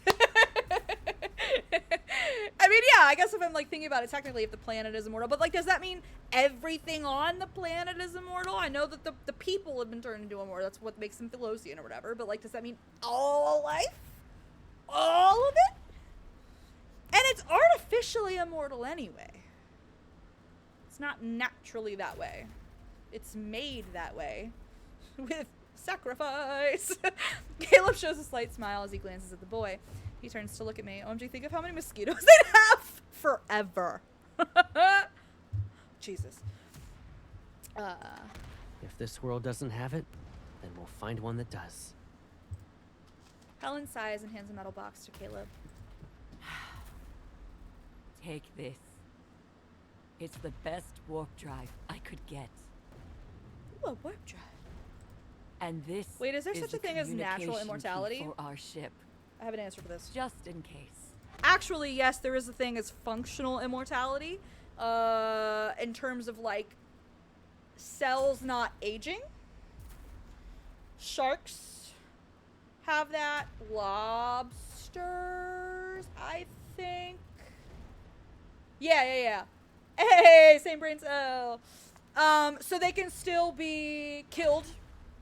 They can still sustain an injury. They could still develop a disease. Not an aging process, though, but like a disease in terms of like I got a virus or I got, whatever.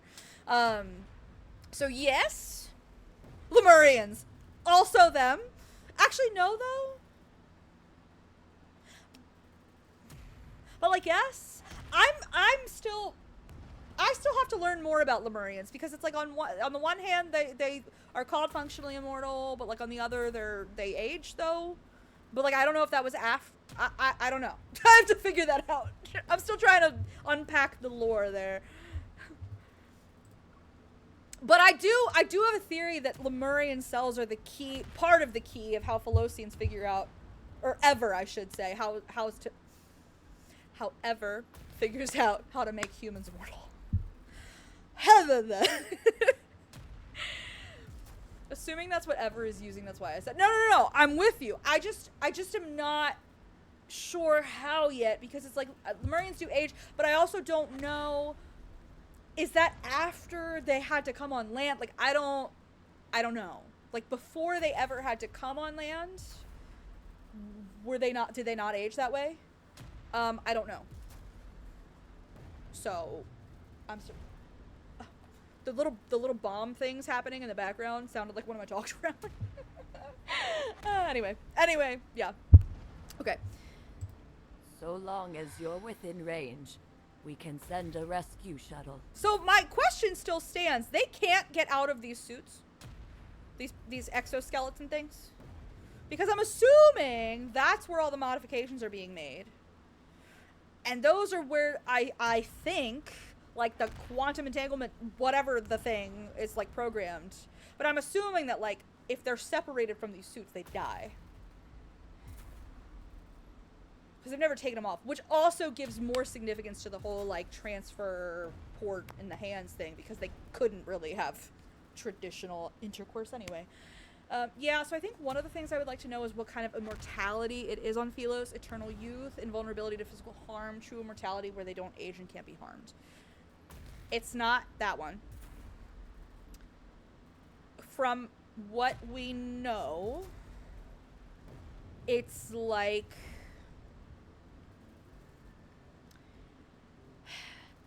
you're functionally immortal in terms of, like, not aging. However, if you have an evil, which are these powers that you've seen them have in the main story, right? Like, MC can resonate with everybody, Xavier has light, you know. If you have an evil and you use it, it uses up your life force. Which is, like, why Xavier had the suppressor collar. So I'm still trying to figure it out, if I'm being honest with you. I'm still trying to figure it out. And also, the functionally immortal humans, Philosians, on Philos, were being sacrificed to the planet's energy core to provide it with sustaining energy. And then those humans, we can use that term very loosely, Philosians, if you will, then become wanderers from that sacrifice. And I think what I think, something happens with their protocores. Something happens because wanderers then still have protocores. And I have this whole thing about souls and energy. I'm still working it out, man. I'm still cooking, okay? But I'm working on it. After Alan nods, Colo places a small communicator in my hand. Thank you. You need to go to that world you're looking for. They become sleek. Take care, children. They become corrupted and turn into scary monsters. Roar! We watch the massive spacecraft disappear into the sky. The flames of strife enter the heart of the city. Scared and dilapidated, Ling Shear marches toward its funeral. Outside the floor-to-ceiling window, buildings stand against the blinding flames. Speak. Thick smoke fills the air, yet the city remains strangely silent. We have to leave immediately. Caleb goes to the warehouse to replace the spacecraft's engine. Are the protocores inert, or maybe the energy is converted to dark energy / matter? We don't. So protocores are still very much, like, even though they're everywhere, they're still very much unknown. A lot of what I'm talking about when I talk about protocores is a lot of me theorizing. So, like, the whole soul thing, me theorizing. All we know about protocores is these things wanderers have that basically have a bunch of quantum energy in there. So, like, they can distort time and space. So, like, if they make a proto field, it, like, makes you enter a whole other dimension. That's, like, emitted from this little core thing. It looks like a little stone or a rock or whatever. That's why it's super cool they're playing with them and using it for everything. Honestly, I gotta be honest with you, this doesn't feel that far off from humans fucking around with, like, atoms and shit, you know? Like, nuclear fission, nuclear fusion. It's like, well, there's a shit ton of energy that releases when we split these things, but we don't really know what we're doing. We're just kind of doing it. Damn this lore for being so fascinating and mysterious. I know. This is why I love this game. I also found another game that I'm now obsessed with, Eevee, that also has really fascinating lore. It's a whole rabbit hole. Who knows what might happen? That's also why there's a section of people against them. What are they called? There's protoists? Protoists? Are pro? Hold on. I'm looking. But we wish there were a women love women romance. Protoist and proto. That's it, something like that. Yeah, no, I can't. Hold on. I'm looking. A girl can dream. If only, right? I know. But I have a game where there's a lot of hot girls in it. Actually, I have several games where there are lots of hot girls in it. Hold on. Love and Deep Space, Protoist, and I can't remember what they're called. Oh, purists. The ones who are anti are called purists. The ones who are for them are prototists. Oh, you beat me. My bad. I wasn't looking at the screen, I'm sorry. Yes. So, yes. So a lot of me, like, talking about, like, I think they're souls. That's a lot of me theorizing, but, like, it is grounded in certain things. Which I don't want to bore everybody with right now. Wow, how dare. Unacceptable! I'm just thinking of Adventure Time. Unacceptable! Sorry. I think protocores are the manifestation of souls, and I think ether cores, which are like super duper crazy powerful protocores that have a different energy curve, that has been said in the game. I think those are the souls of higher dimensional beings. I think those are like cosmic entity souls, and I think that's what MC... We know MC has an ether core. She literally has an ether core in her heart. We know Silas has an ether core in his eye. And I think all of the love interests have their own ether core. After playing this myth, and we also know that ether cores are made in planets, though. So I also have this whole thing, and they talk about MC having the energy and life cycle of a planet. So I also think, after playing this myth, I think Caleb's ether core is Earth, and I think MC's might be Philos, which is future Earth, mutated, immortal future Earth. She's also functionally immortal. She revives constantly. I'm working on it, okay? All right. I stay behind to gather emergency supplies. We'll meet up after I'm done.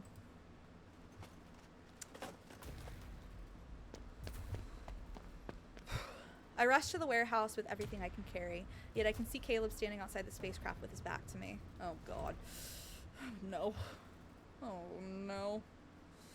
They have nutrient nuggets, supplement concentrates, and... X02. Command confirmed. Here we go. Huh? How are you so blind, MC? The crystal embedded in him emits a faint blood-red glow. I realized this happened to me when we were in the ruins of the amusement park. Does this not remind everybody of Silas's dragon myth? Hello? It's like a 1-to-1. Here comes the heartbreak. I love it. It's great. This is great. This is fine. Caleb?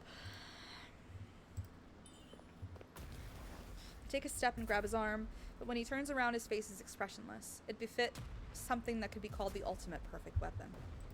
Carrying out orders. No. I'm not X02. You're Caleb! I'm... Yeah! Caleb. Yeah! That's who you are!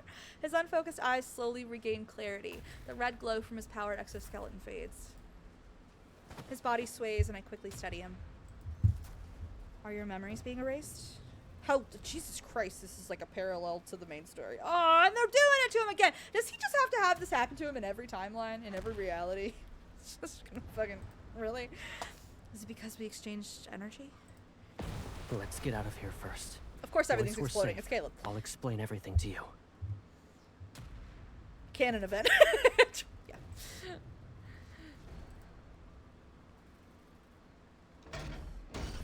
Uh-oh. Outside the spacecraft's viewport, Lingshire, consumed by warfare, shrinks into a speck of light in the distance. As the spacecraft ascends, the entire planet seemingly spirals into an inferno. I pilot the ship, but my heart races as if it's feeling someone else's pain.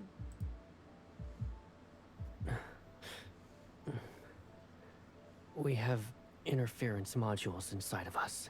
Why do you know that? When triggered, the one with the destructive energy will experience a degradation of their consciousness. Why do you know that? Until they lose it completely.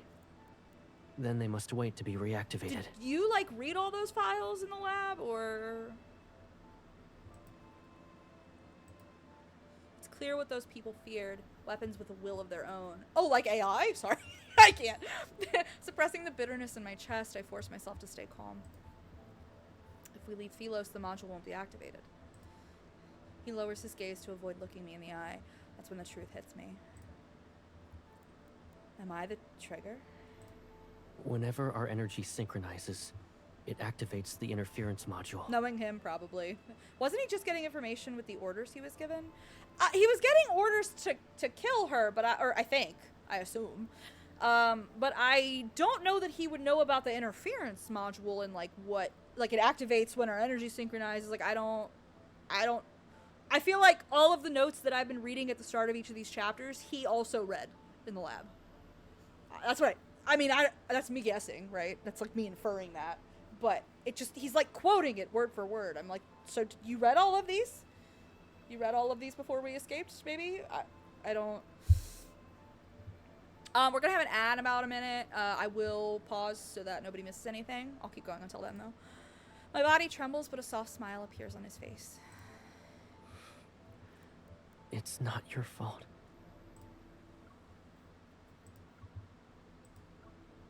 They knew I couldn't stop myself from wanting to synchronize with you. That could be. I also think he's learning as he goes, and he's just super intelligent since that's what they needed for him to scout and such. He is super intelligent, absolutely. So I think it's very easy for him to like pick these things up, especially also because he doesn't have his memories wiped constantly like MC does.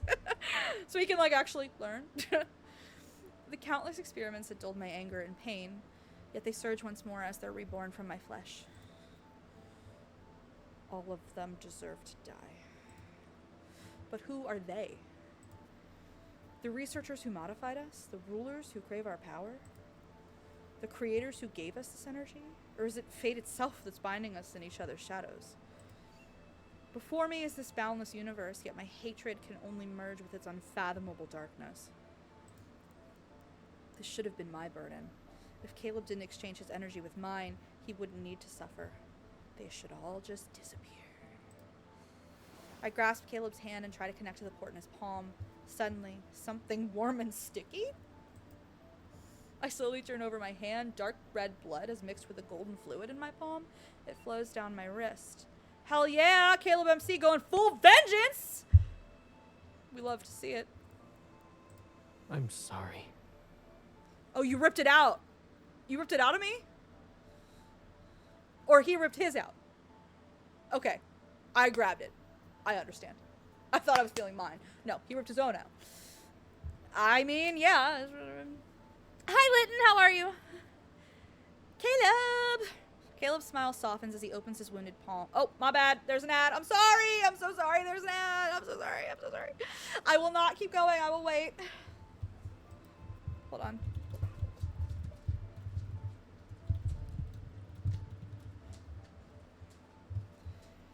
He crushed his so you wouldn't waste your energy on him. Yup. Or so you couldn't transfer it back. Because if I were MC, that's what I'd try to do. I'd try to take that shit back. Oof. This is like Jack and Rose with the door. You get on the door. No, I get on the door. You get on the door. I get on the door. Sorry. I forgot about that. That's wow. Yeah, he mutilated himself so he wouldn't have the opportunity to do that. Oh, Lytton, you're so sweet. Thank you. Yeah, we got 2 minutes till this ad's over. We're getting so close. My poor dogs. You will get your bedtime after. Yes, you know. We're gonna finish this. I gotta finish this first. But I'm very close. I promise.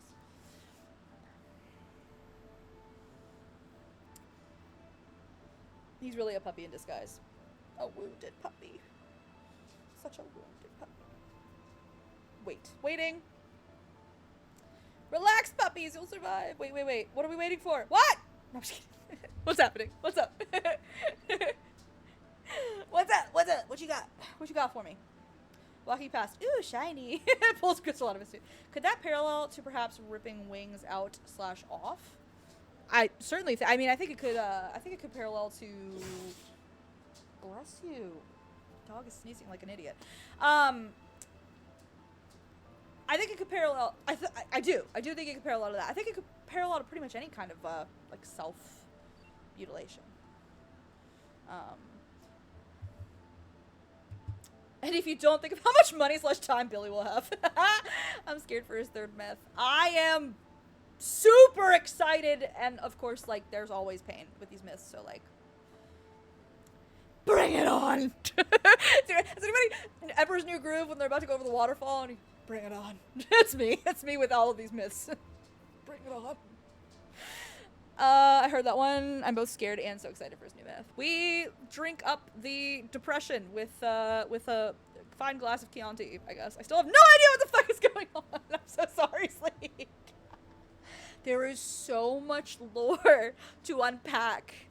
It's very deep. Booyah! Just eat your snacks, Sleek. Eat your snacks and enjoy, Sleek.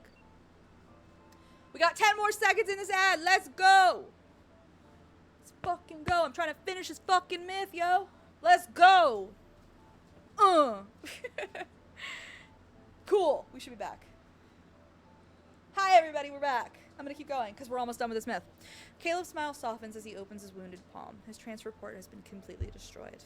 How did that happen? The Meow Mix commercials scare me. I miss the Teen Titans show. We won't be exchanging energy anymore. Jerk. It's actually smart. I probably would have done the same thing if I...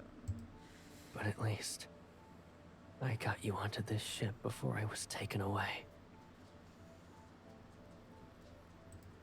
I promised this would be our last escape.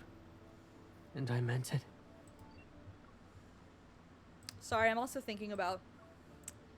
I know this is about... I'm about to say something very depressing and dark. I apologize, but I've also, you know, been doing a lot of reading, and watching like video essays about what's happening in America currently. But it also takes you back into like the systems of oppression that have existed here for hundreds of years.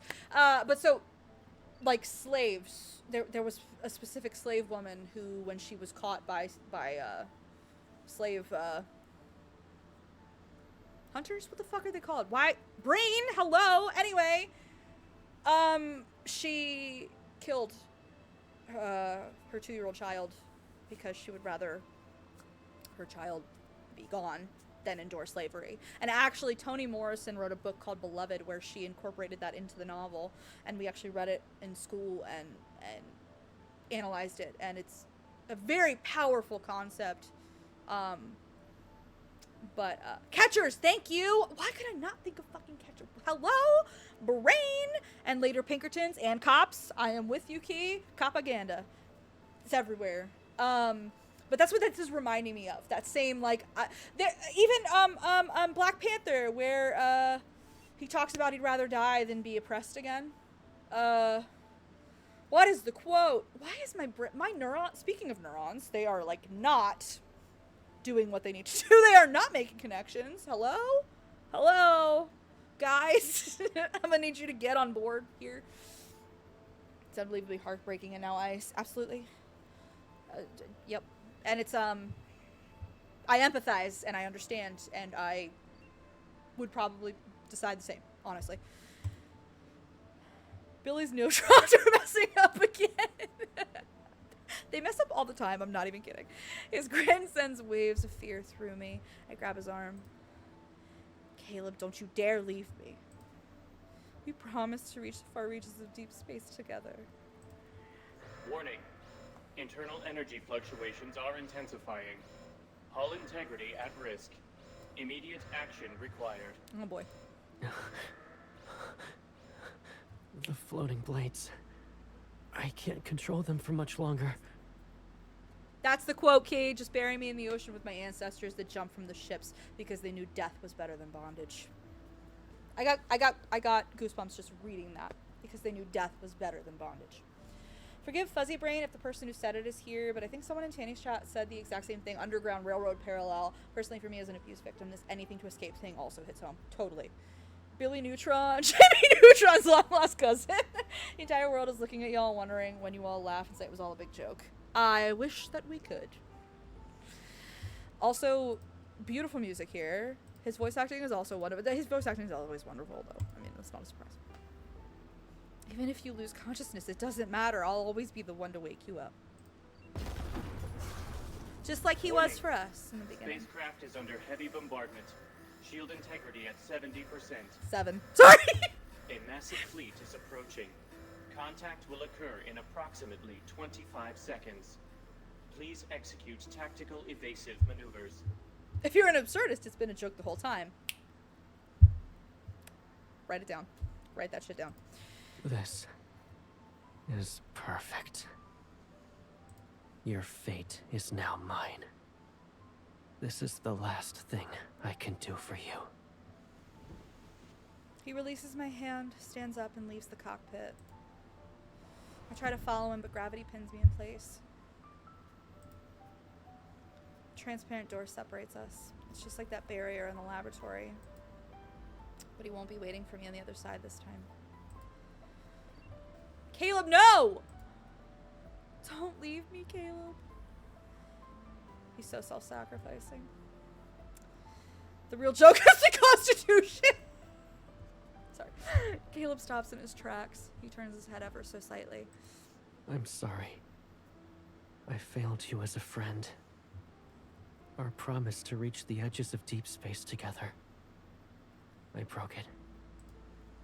I can only see one of his eyes. Within it lies a gentle resolve that destroys my heart.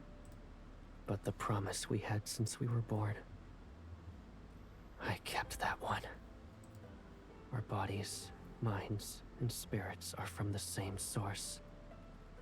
Even if it all fades away, my soul will always resonate with yours. Because...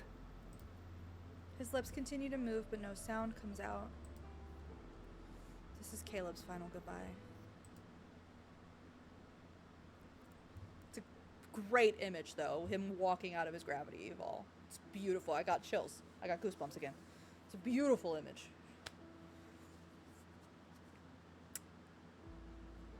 So, go with me for a minute.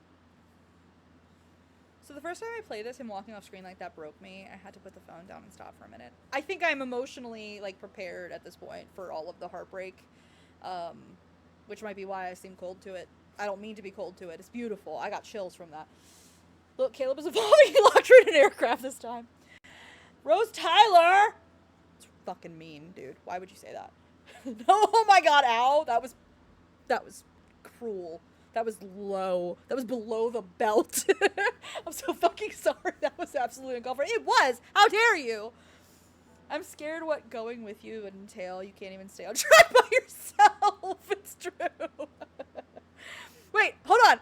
I wasn't done. So, the thought, okay, so you guys were hearing me speculate about the whole, like, well, if his ether core is Earth, and if hers is a mirror, like, her ether core could be from Philos, right? So... I love this fucking music, by the way. I'm obsessed with this. Hello? Okay, wait. Here's another thing. Another thing. I just hit myself in the face. It's fine. If you think about it, that would make them come from the same source at different points in a timeline. Which is kind of interesting to think about there being mirrors to each other and them, like, reversing their fates. If they're, like, opposite ends of a timeline. Like, Earth is the starting point on this end of the deep space tunnel, Philos is the end point, or opposite point, whatever, on this side of the deep space tunnel. Same source, because that planet moved from there to here, right? But, like, existing simultaneously from different parts of a timeline. You think you can just... So I have thoughts when we finish. That line may be please. clearer. Okay. I should probably just finish, shouldn't I? Here we go! Ignore me. I should probably just... Nebby, go lay down. I promise. I'm gonna get you after this. I promise. Oh, no experiment notes. Just this. Caleb has a secret he never told anyone about. It was born the moment he became aware of her existence in the laboratory. He didn't know if it was related to their shared origin, her being the center of his world, or the fact that she was herself. Yet in the end, none of it mattered. Every reason began and ended with her. His secret was a seed buried in his heart, and over the years it grew into winding vines that formed an invisible net. It bound him and made him want to bind her just as tightly. At the beginning and end of those vines was a single thorn, one that grew inward. Their shared connection meant his soul was always destined to recognize her. His soul resonated with hers again and again because he loved her. Finally, someone said love. The deafening echo of that love had traversed the sealed laboratory, the war-torn planet, and the inevitable end. Now it would finally fade into silence. Billy is just stalling. I think that's her default state. Independent combat unit detected. Multiple enemy vessels have been eliminated. The number of the fleet's pursuers has been significantly reduced. He says it in main story too, just not to her. I'm sitting here trying to remember. Is there a moment in the main story where he says something but MC can't hear it? Or is that a fever dream that I'm having? Is that what we're talking? I need to replay everything clearly because it's all turning into one mush in my brain. Hello? Warning. Combat unit's vital signs are fluctuating. Severe wounds are likely. Warning. Combat Yes? unit Okay, is in maybe it's because I love you a little more than you realize the Immediate variant of his action section was at the required. old shoulder. Okay. Why can't I remember? The AI system's voice reverberates throughout the spacecraft when he's remembering their childhood. I have to replay it because I can't even fucking remember. I believe you. It sounds familiar, but like I can't specifically remember.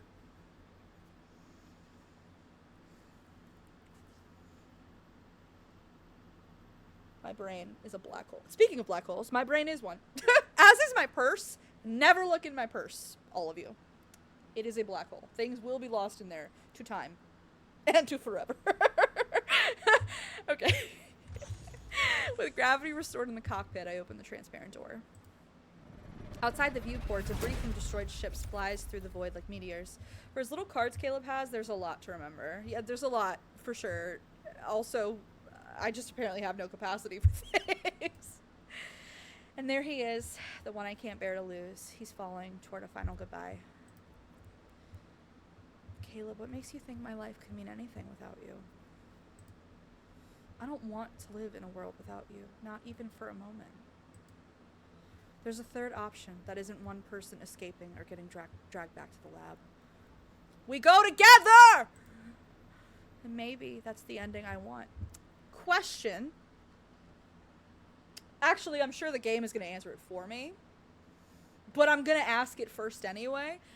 Is the kiss what causes the explosion? Is that too much synchronization and they just decohere too much and go boom? Or do they kiss because they know they're about to go boom? But now I'm thinking the kiss is the cause of the boom. Like a literal firework boom. The kiss is a symptom. Okay. And now I say, I see your Rose 10 reference and raise you together or not at all, Amy and Rory. Can we? Y'all are trying to kill me with motherfucking Doctor Who in here. The kiss always ends up in a boom. Well, it's their longing and the resolve being the same. Yeah. So that's what right. So like it's like the ultimate synchronization of their energy or what have you. Caleb was always a virgin. It's terrible. I mean, if we take the port thing,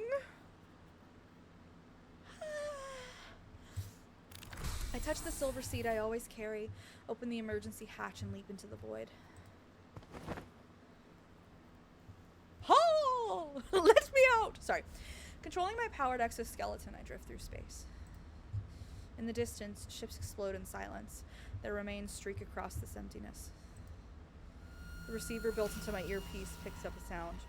Into my ear picks up a sound. Hello? The piercing screech almost makes me think it's an auditory hallucination. Isn't this Caleb's receiver? My intuition makes me look down. That figure in black is quickly falling.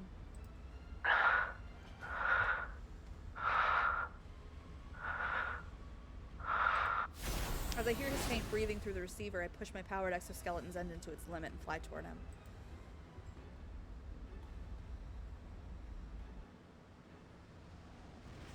Oh, the Kindle. It's already here. Oh, hold on. Wait. Pause for a second. Let it catch up. Ah! Okay. Call me Spider-Man and you're Gwen Stacy. I'm so sorry. Ah, wait, I missed it. Ah!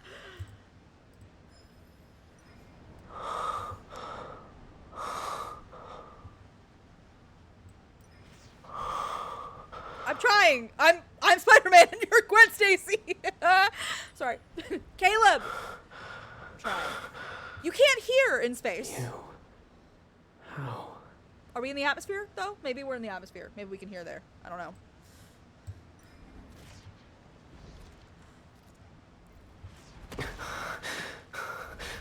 I'm trying. I'm failing, but I'm trying. Must turn back. I refuse. How about that?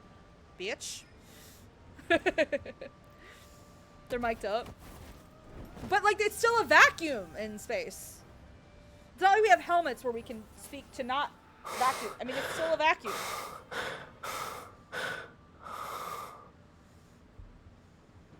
Oh, I have to touch this. Sorry. My bad. Get rid of these. They're in my way.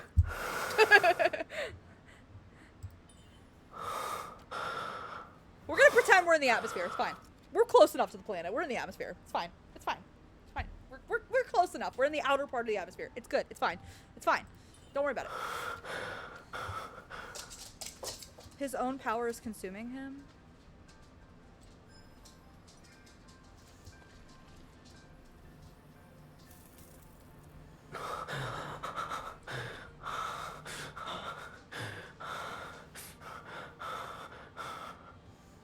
You should visit any place you want.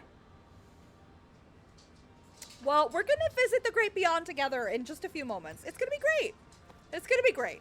We're gonna have a great time. I hear the weather is delightful. It's very pleasant. Everything's green. This path will only lead to destruction. That's the point, I think. Death is better than bondage. Hello. The world being destroyed isn't as scary as being separated from it.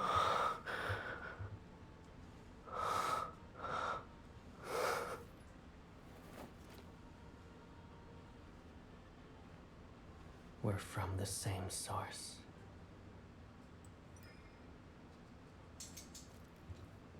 In that case, why I can't what? Who reads that fast in fold? In that case, facing destruction together will be our destiny. Then it's a promise. In life and in death. We will never be apart.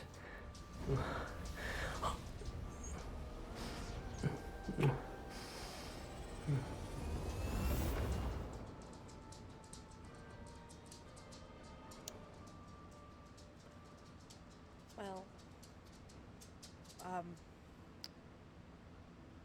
I feel like I woke up from a long, endless dream. In that dream, countless nebulae were set aflame in the fathomless depths of space. They collapsed, and a black hole formed at its center. There was an explosion. New stars were born.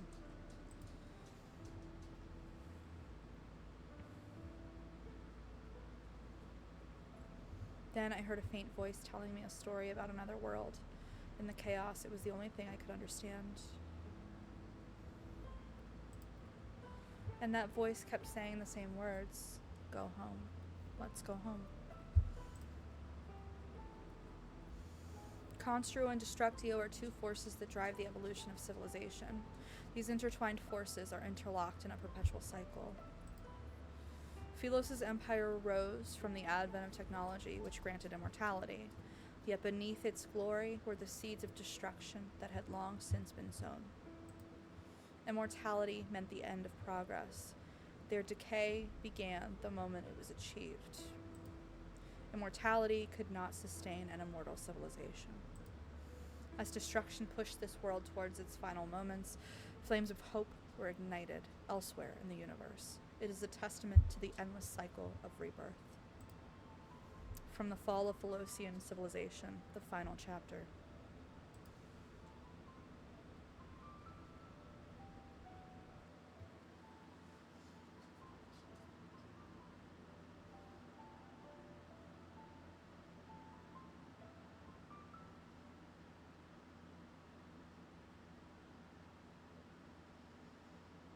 I got a lot to sit with. I got a lot of lore stuff in my brain. What is this? Silver glow, fruit seed. Oh. Childhood promise hidden within a tiny fruit seed, a secret of summer days. Plant it and wait for that summer to sweep across the barren plains.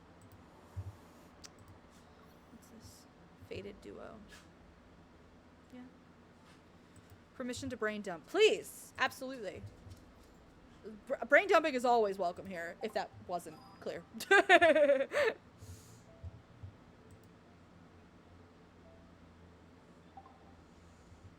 I have so much to think about.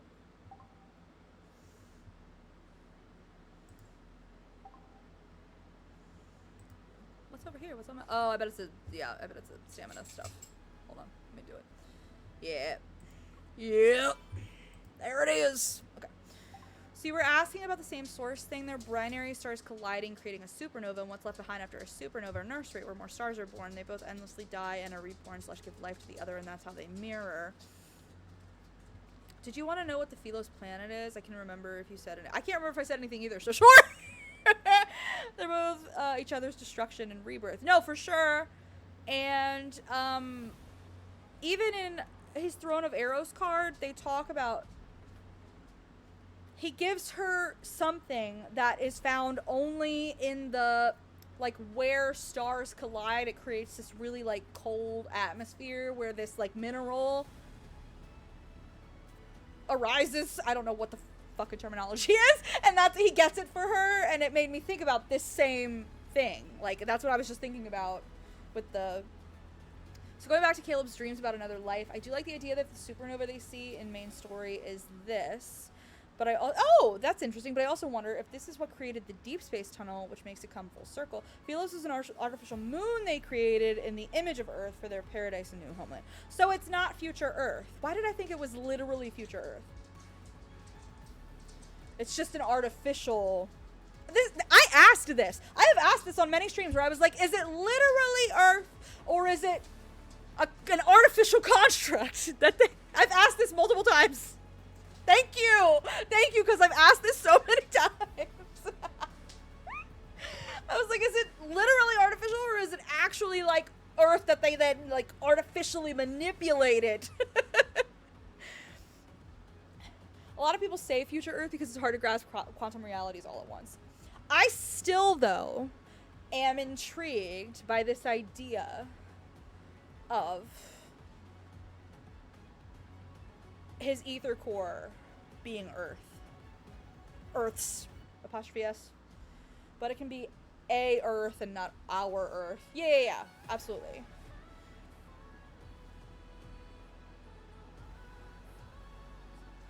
I'm very intrigued. Sorry, I have a lot of thoughts. A lot of people don't understand, like, what quantum in general, like, is. I was talking to my book club last night or the night before. When did we meet? Last night? I can't even remember. I think it was last night. And we started talking about quantum physics or something, and my one friend was like, oh, but you know, it's imaginary anyway. And I was like, well, it's theoretical.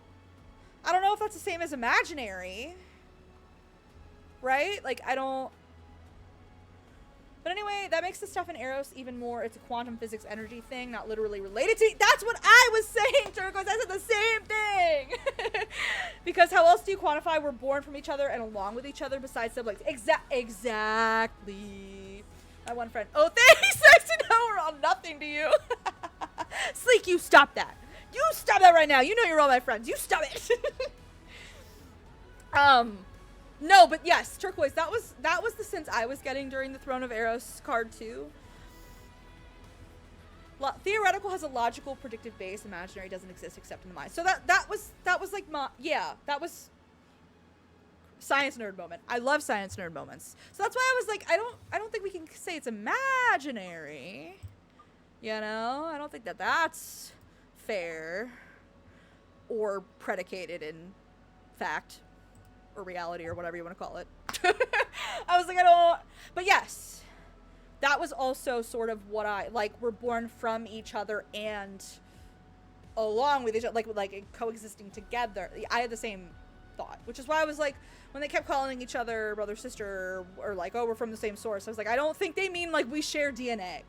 We share quantum energy. We're quantumly we have quantum entanglement. But that doesn't mean we share genetic material. Theoretical in what sense? We can measure it. Not all quantum physics, but since we can observe electrons, now a lot has been changing. Yes. That's true. That's a good point. I think I'm trying to remember what specifically I was talking about, because we're not reading. We're reading actually my favorite novel ever written. I'm very flattered that we're reading it finally. The Things They Carried by Tim O'Brien, which I'm love and had a huge influence on me. It's the thing that made me want to be a writer. So and I can't even remember how we got onto talking about quantum stuff, because that doesn't involve quantum anything really. The hell were we talking about? That's so sad. The book, I mean, oh, such an amazing book. Oh, and what's funny is we read a little while ago, we read Blood Meridian, and I wasn't super vibing with it at first. I reflected on it a lot. Now I really want to reread it. And I think rereading it side by side with The Things They Carried is actually really interesting and has made it even more interesting to me. Because while the craft is different in the approach that they're taking, I feel like they're asking the same fundamental questions about like human nature and war and violence, and so I'm really excited about this. We're having a book club break. We are. I apologize. I do that. We do that. But so anyway, I'm trying to remember how quantum even came up. I think I asked the group if anybody had read Zen and the Art of Motorcycle Maintenance. I think that's how we got there. I can't remember how we got on the topic, but we got on the topic, and he was like, well, it's all imaginary anyway. And I was like, I don't, but it's not, though. Like, it's not. I don't think that's, I don't agree with that. Man, I can't turn this down at all. That's fine. I'm enjoying the music, but I just feel like it's hard to hear myself a little bit. Anyway, I find quantum science, mechanics, physics, I find all of it super, super interesting. Zen and the Art of Motorcycle Maintenance was a book I read in high school that was the thing that made me interested in the first place, which is why I think I brought it up. I don't even remember. Listen, I spent hours trying to understand decoherence and have literally asked my dad, an actual astronomer, cool as shit, to explain some stuff. That's cool as fuck. Just saying. That's cool as shit. I really want to Google it after this. I'm super intrigued. I want to know what quantum interference is, and I want to know what quantum decoherence is. I'm really excited. I'm excited to go look it up, because I'm gonna. I'm so excited.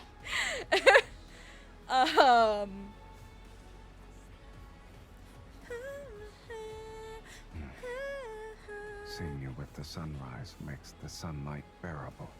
This motherfucker. He's where I get my science brain. That makes sense. The moment the nerdy stuff starts is when I finally start to vaguely understand some parts of what y'all are talking about. Yay! Now, okay. Go with me for a second. Let me go.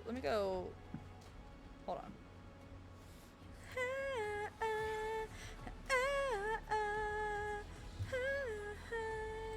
Sorry, anyway. I can't. Okay. Trying to articulate my thoughts here, which is always a crapshoot. So, also, by the way, Apple Crow, great ship as well. That's what I've heard. No need to be scared. I have to. I'll give you a heads up before I touch you. I have a lot of reading to still do with all like of these right ships. Now, for instance. Like, I think in my harem fic, it's gonna be a harem fic. I don't think there's gonna be, like, any cross love between the boys. But that could change. Who knows? Sometimes when you write, like, things just happen that you, like, never intend. They just naturally, the characters just do what they want, and you're like, oh, okay, I guess that's a thing that we're doing. Right now, that's not my plan, but who knows? That could change. But wait, what was I gonna fucking say? Made me interested in quantum. How are you feeling? Confused, tell me Silas. That's anything. how I'm feeling right now, actually. Oh! Now I remember. Hey, Crystal, how are you? What's up? I remember what I was going to say. So here's the thing, and everybody talking about that myth was very sad. I think there were parts of it that were heartbreaking. Him walking out of his gravity field at the end of chapter 8, fucking devastating and beautiful. Oh my god. But them going out together, to me, is actually happy. I actually find that to be a very, like, positive ending. No need to be Like, scared.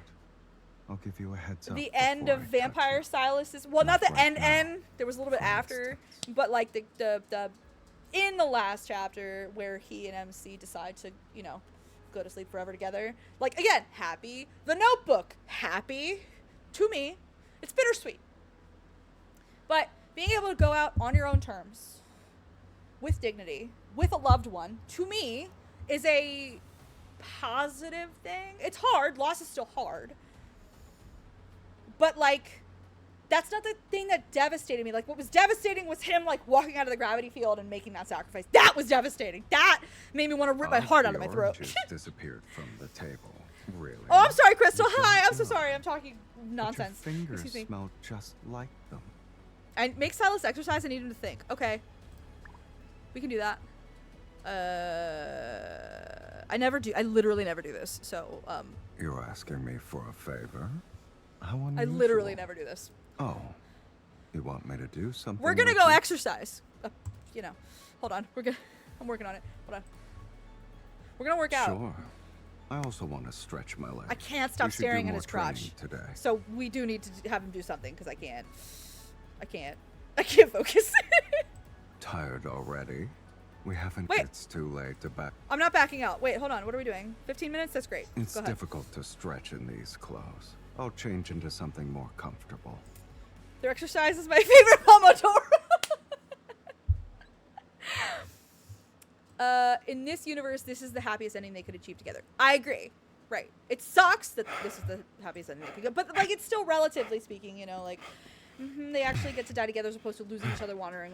It's like what was so devastating to me about his dragon myth was that he makes this self-sacrifice and then she's left utterly alone. Not even, like, without him, but, like, alone with no one because there's basically been an apocalypse. And then she transforms into another creature. Like, for whatever reason, that to me was just like, ugh, like, ah, oh my god. In terms of, like, being devastated. Now, still, his self-sacrifice, him mutilating himself so she couldn't try to save him pinning her to the wall with his evil, him being ready to sacrifice himself, that was still hard. Because she was left behind, right? Like, that's so hard. Ugh. So, the ending actually ended up being relatively bittersweet. Like, sort of a positive note-ish to it. That's just a me thing, though, I think. It's not that it's not tragic, but it's there's a certain dignity in being able to determine the terms of your own end. That, I guess for me, like, autonomy is, like, a really core belief of mine. Like, a core value of mine. So I don't know. Having the autonomy to be able to choose to go together is... Alright. If you guys don't mind watching Silas for a couple minutes, with further cards out now, I'm thinking about Indulgent scheming their entire argument about him doing missions. It also makes me think about the very end of the main story update we got, with what it was saying about him being in the deep space tunnel.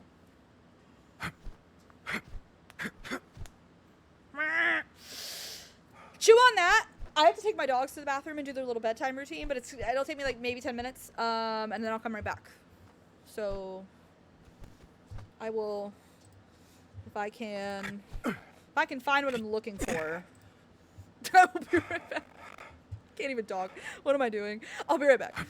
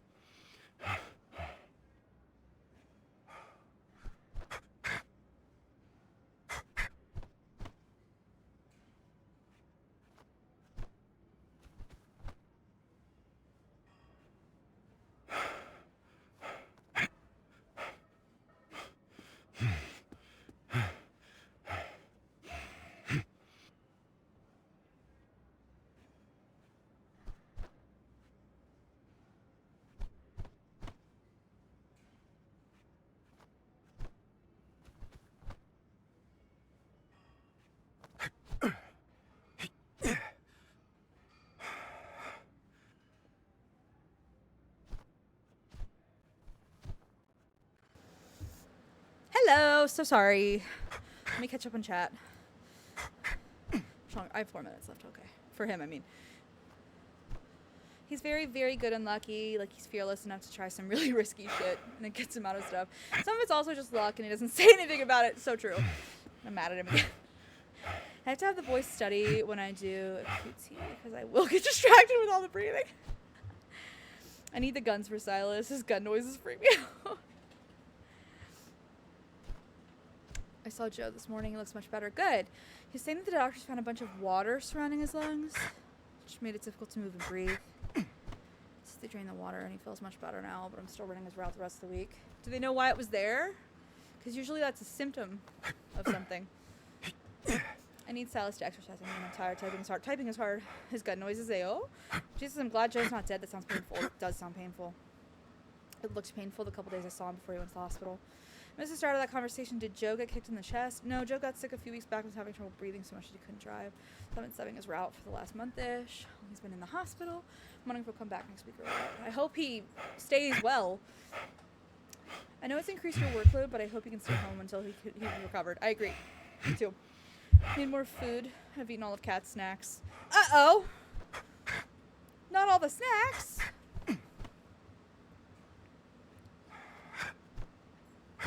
Sorry, I'm watching boob physics on this man. I wish he wouldn't come back to work just for like his health. The man is in his late 70s or 80s. Oh, poor Joe. Jeez. I'm worried about like, is his heart okay? Like, what's going on? Why do you have fluid in his lungs? Or around his lungs, I should say. Those are different things. In your lungs versus outside of your lungs is different. He also has butt physics. Well, say no more. Perfect. Damn! I'm just kidding. Don't mind me. I'm just being an idiot. This is fun, guys. I'm really glad we got technology to work long enough for us to do this. I'm so glad I finally played it. Ugh. It's killing me. I have a lot to sit with. I have to think. Although, you know, Key, I was thinking while I had my dogs out and you were, you know, I was thinking about what you said about how Philos is an artificial moon built in, you know, Earth's image or whatever. And I was thinking about how, like, the Earth and the moon are kind of mirrors of each other. And I don't mean literal mirrors, like they're equal, but in terms of, like, being paired together. And there's a lot of moon imagery in the game. So, wait, wouldn't it be great if people could afford to retire? Truly. Did y'all see the art about the Caleb hip thrust? I'm sorry? I'm sorry? One more time? What? He might also just enjoy his job. He might. I'm so glad I haven't gotten that text. What text is this? Hello? Need to find it and throw it in Discord. What are we talking about? Ah! There are hip thrust texts? Hello? We get butt physics. We get boob physics. It's great. What's the women deserve? Not that other people don't deserve it too. Everybody does. But I was just thinking about the female gaze specifically.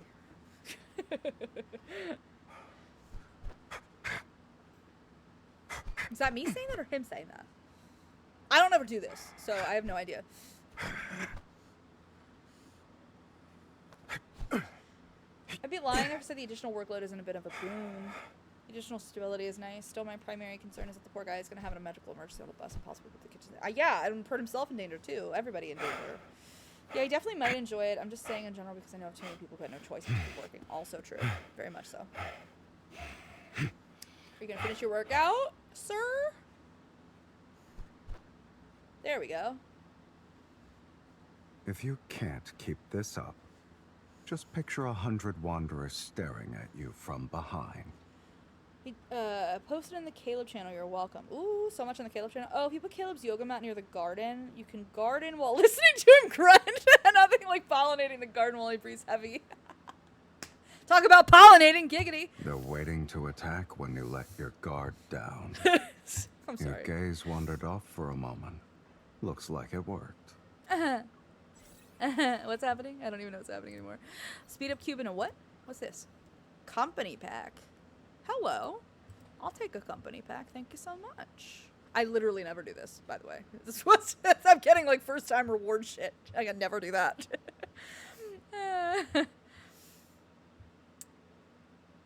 Do we go back? What's happening? Hello? What's happening? Help. So, well, the way Silas's VA says behind. I love how he says a lot of things. He puts a lot of, different emphasis on different things. Like, I really like his timbre, like his cadence. That's the word, cadence. You get those weekly when you do QT stuff. Yeah, that's what I've heard. You would think I would be better about it, but here we are. I'm still useless, so... If you do over 30 days, you get their exercise fits. That's what I heard. Chaley told me that earlier today. Is a company pack a companion in a box? I don't know why that made me laugh. At his age, I wouldn't be surprised if he's just one of those people who doesn't really know how to function without a job. That's true. It could be. Wait, where did I already open the chest? Like, what's happening? Did you already open it? Hello?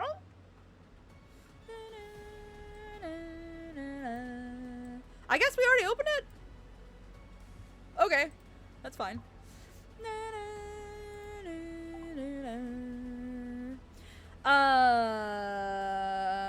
The chest opens automatically. Thank you. Because I was looking like a dumbass. But yeah.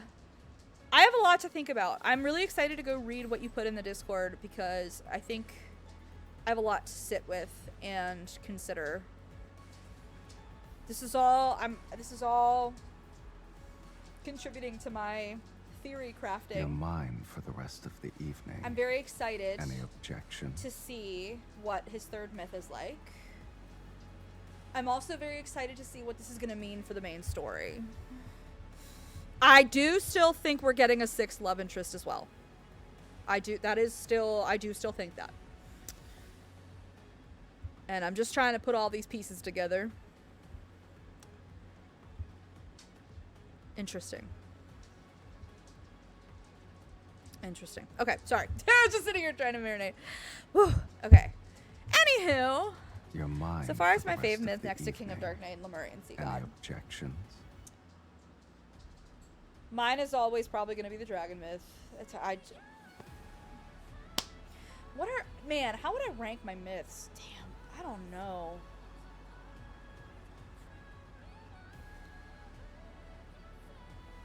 That's hard. I love these myths so much. They're all so good. Which is sad to me. I can't deal with the idea that people work their whole lives to earn rest, then reach a point where they can, hell, should rest, and just can't because society has drilled into their heads that they have to be productive to be valued. How Totally are you agree. feeling? You can tell me Capitalism. anything. I fucking hate it. Sure do. Oh, my wild guess. Adam and Eve versus God / fate in war. Yeah, I could see that. I'm still thinking that somehow that Egyptian god Set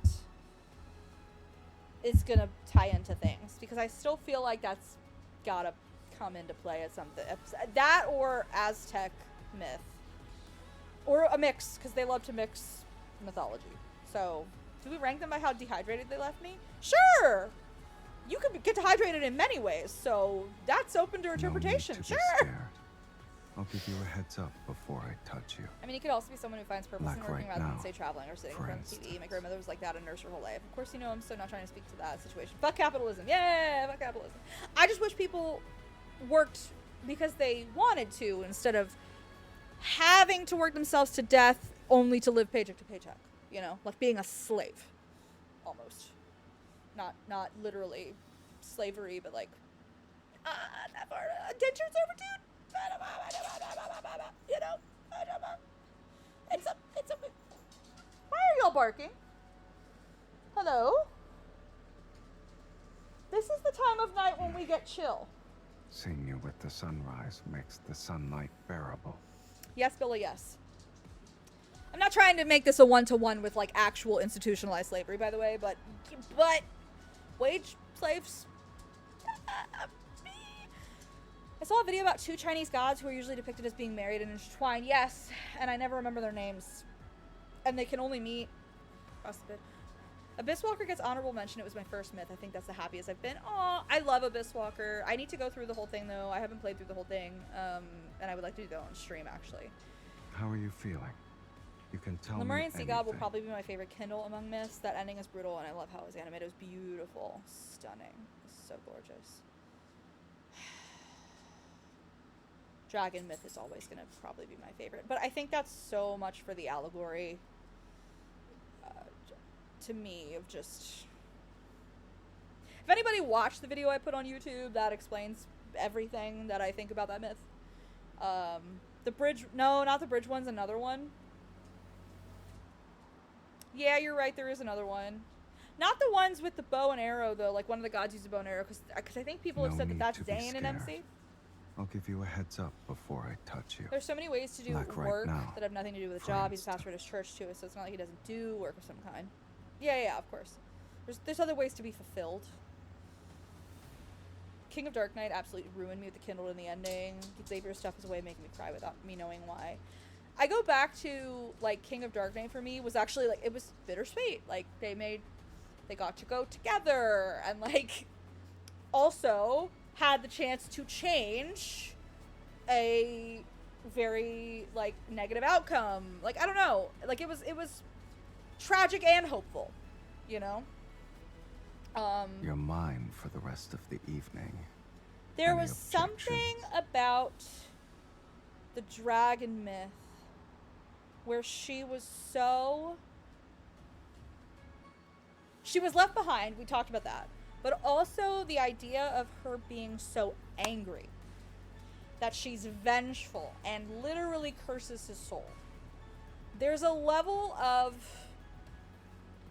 betrayal there, or like misplaced devastation there that just like hits me Seeing you like with an the sunrise 18-wheeler, makes the I sunlight guess. bearable. I don't know. It was also... No, it wasn't. I was about to say, it was my first myth. No, it wasn't. That's not true. What was my first myth? I think it was Xavier's Lightseeker, actually. Fushia Nua. I'll post the link on the Caleb channel. Thank you. I appreciate it. Because I'd like to read about them. Yeah, no, I think Xavier's Lightseeker myth was my first myth, now that I think about it. And I think I got Foreseer really early, too. No need to be scared. But I also... I'll But give you a also, heads up before I touch granted, you. I didn't understand Like right now, what those were for or how they instance. worked when I first unlocked them. By the way, I'm snoozing this because I'm about to get off. As much as I would love to stay and hang out, I have to be in the office tomorrow, which means I have to get up earlier, and it's a whole thing, you know what I'm saying?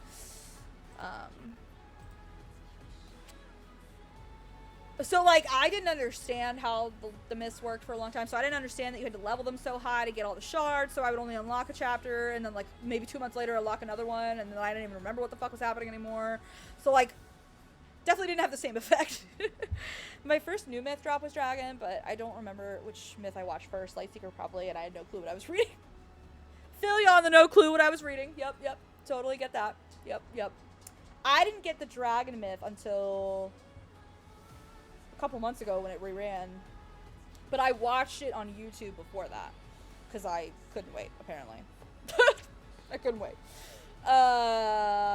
When I really like leaned hard into the I'm a Silas girly, and also I just love dragons in general. So like, hello, it was a double whammy. And also like I've always just in general really aligned with that kind of storytelling, like the characters who are seen as corrupted or evil or sinful or bad. Like, I really resonate with those characters who aren't actually, you know. But it hits different when you have it. That's true. I cried with the dragon myth despite already knowing how it ended. I think everybody cries when it's like their favorite myth, right? No matter how many times you see it. Silas's vampire myth. Them dying together did not make me cry. I actually thought it was very beautiful. What made me cry was the reference to the dragon myth afterwards, that she was cursed with carrying his soul, that she cursed that whole time. That destroyed me. Live on stream. It was great. It was good. That ate me alive. So that was cool. God bless the outcasts. Yeah, outcasts. Thank you. That again, words that aren't coming to me tonight, apparently. I very much resonate with those kinds of characters, and so I think I was already kind of pre-programmed to really gravitate to that story. Also, if it wasn't clear, I love a good enemies to lovers trope, so here we are. Super great. Which was what was really fun about the Throne of Arrows cards, because like pretty much all of them were enemies to lovers tropes. It was really fun for me. It was really great. It was really enjoyable. I had a lot of fun. I enjoyed that banner a lot. I also think there were so many lore implications in that banner. So exciting. I'm so excited to see where this goes. There's so many theories. Speaking of, we are going to raid somebody, because I have another game that I'm obsessed with now that I also would like to start theory crafting for. I don't know that I'm deep enough to start really theory crafting for it, but I'm working on it. I wish someone would pay me to sit in a lounge chair and occasionally repeat a statement. Wouldn't that be nice? I desperately need more enemies to lovers / dark lad ships. Well, that's what I'm hoping for with the new love interest. We'll see. We'll see. But Silo scratches that itch for me. For now, anyway.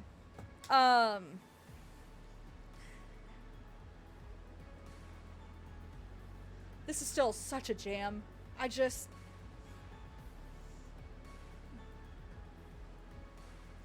Anyway, this was super fun. Thank you guys for joining me. I would love to say I'm gonna stream tomorrow. I don't know. Tomorrow might be a long work day. I can probably stream Thursday and Friday. And we'll see what we want to play. I know I did have somebody request that I play Genshin and Honkai, so that might happen. But I can also put a poll and we can, you know, pick something. We could do more lads because I still have to replay. I got 2 other Catch-22 cards to replay. I still have the main story to replay. I think we talked about doing the summer card banner replay. I mean, there's a whole bunch of shit to do. So, anywhooser. Let me find somebody to raid. Have a good time, Zone Sleek. It's a burb. That's his burb. That's his burb, Mephi. I'd like to see those games too. Sweet cat. You are not. Listen. I thought I was ready. Who's left on Catch-22? Raph and Xavier. They're my 2 that are left. Very excited to do both of them because I think they both have great Catch-22 cards. Everybody had a great Catch-22 card. What am I talking about?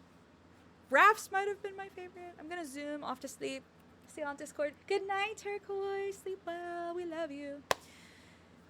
Sweet cat. Listen. Okay. I'll definitely be here for my boys Catch-22. Raph might have had the best one. He might have. It's hard for me to pick, man. Oh, but his was so good.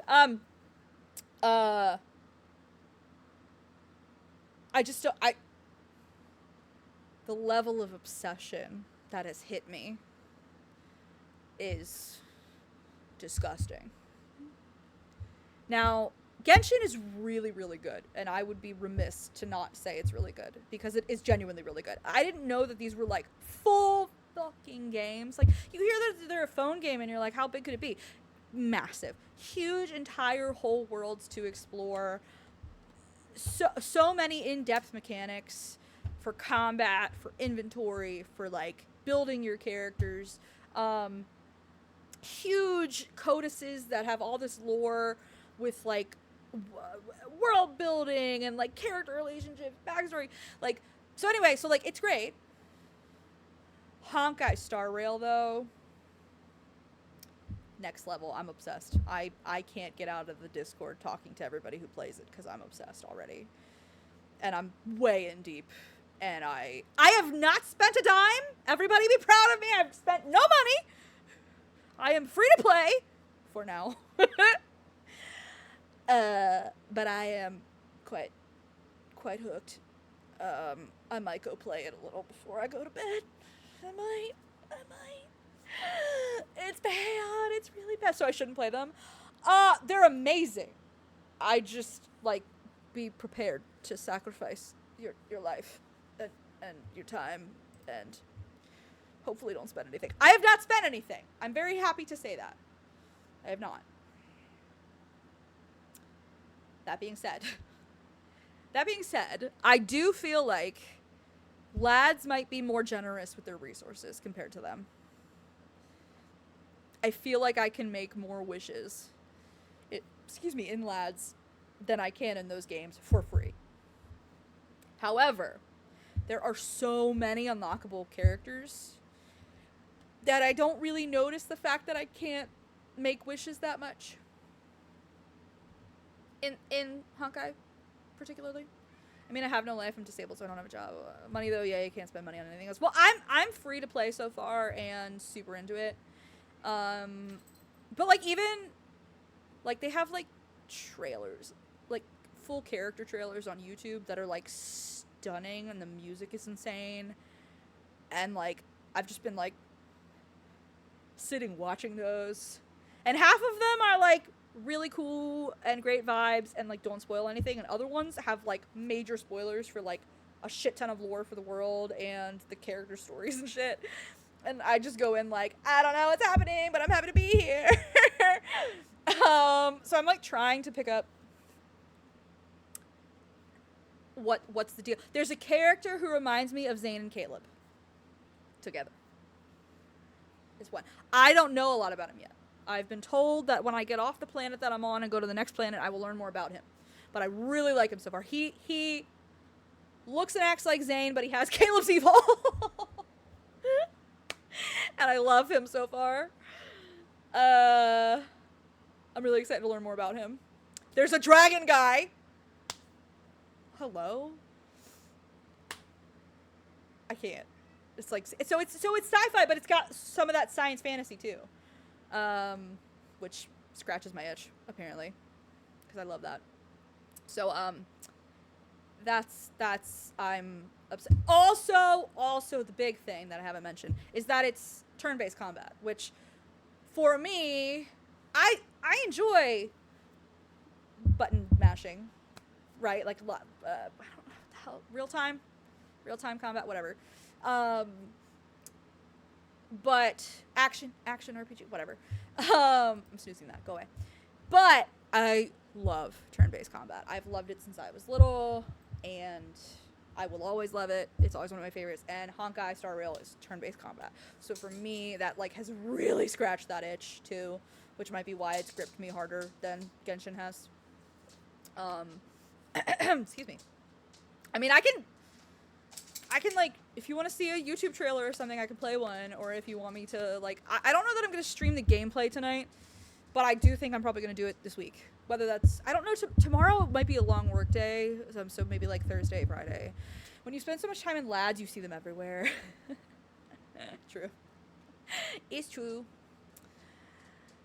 And I am so happy to be here as part of the lads fandom. And I'm still here. But, now I'm expanding my gacha repertoire, apparently. So,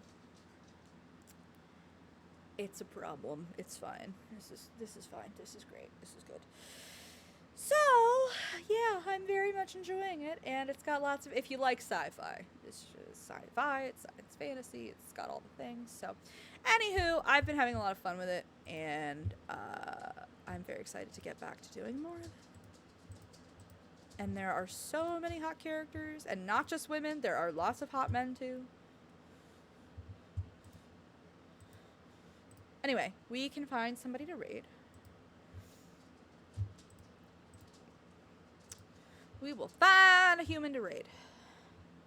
Let's see. Anyway, thank you so much for being here, everybody. I had a lot of fun, and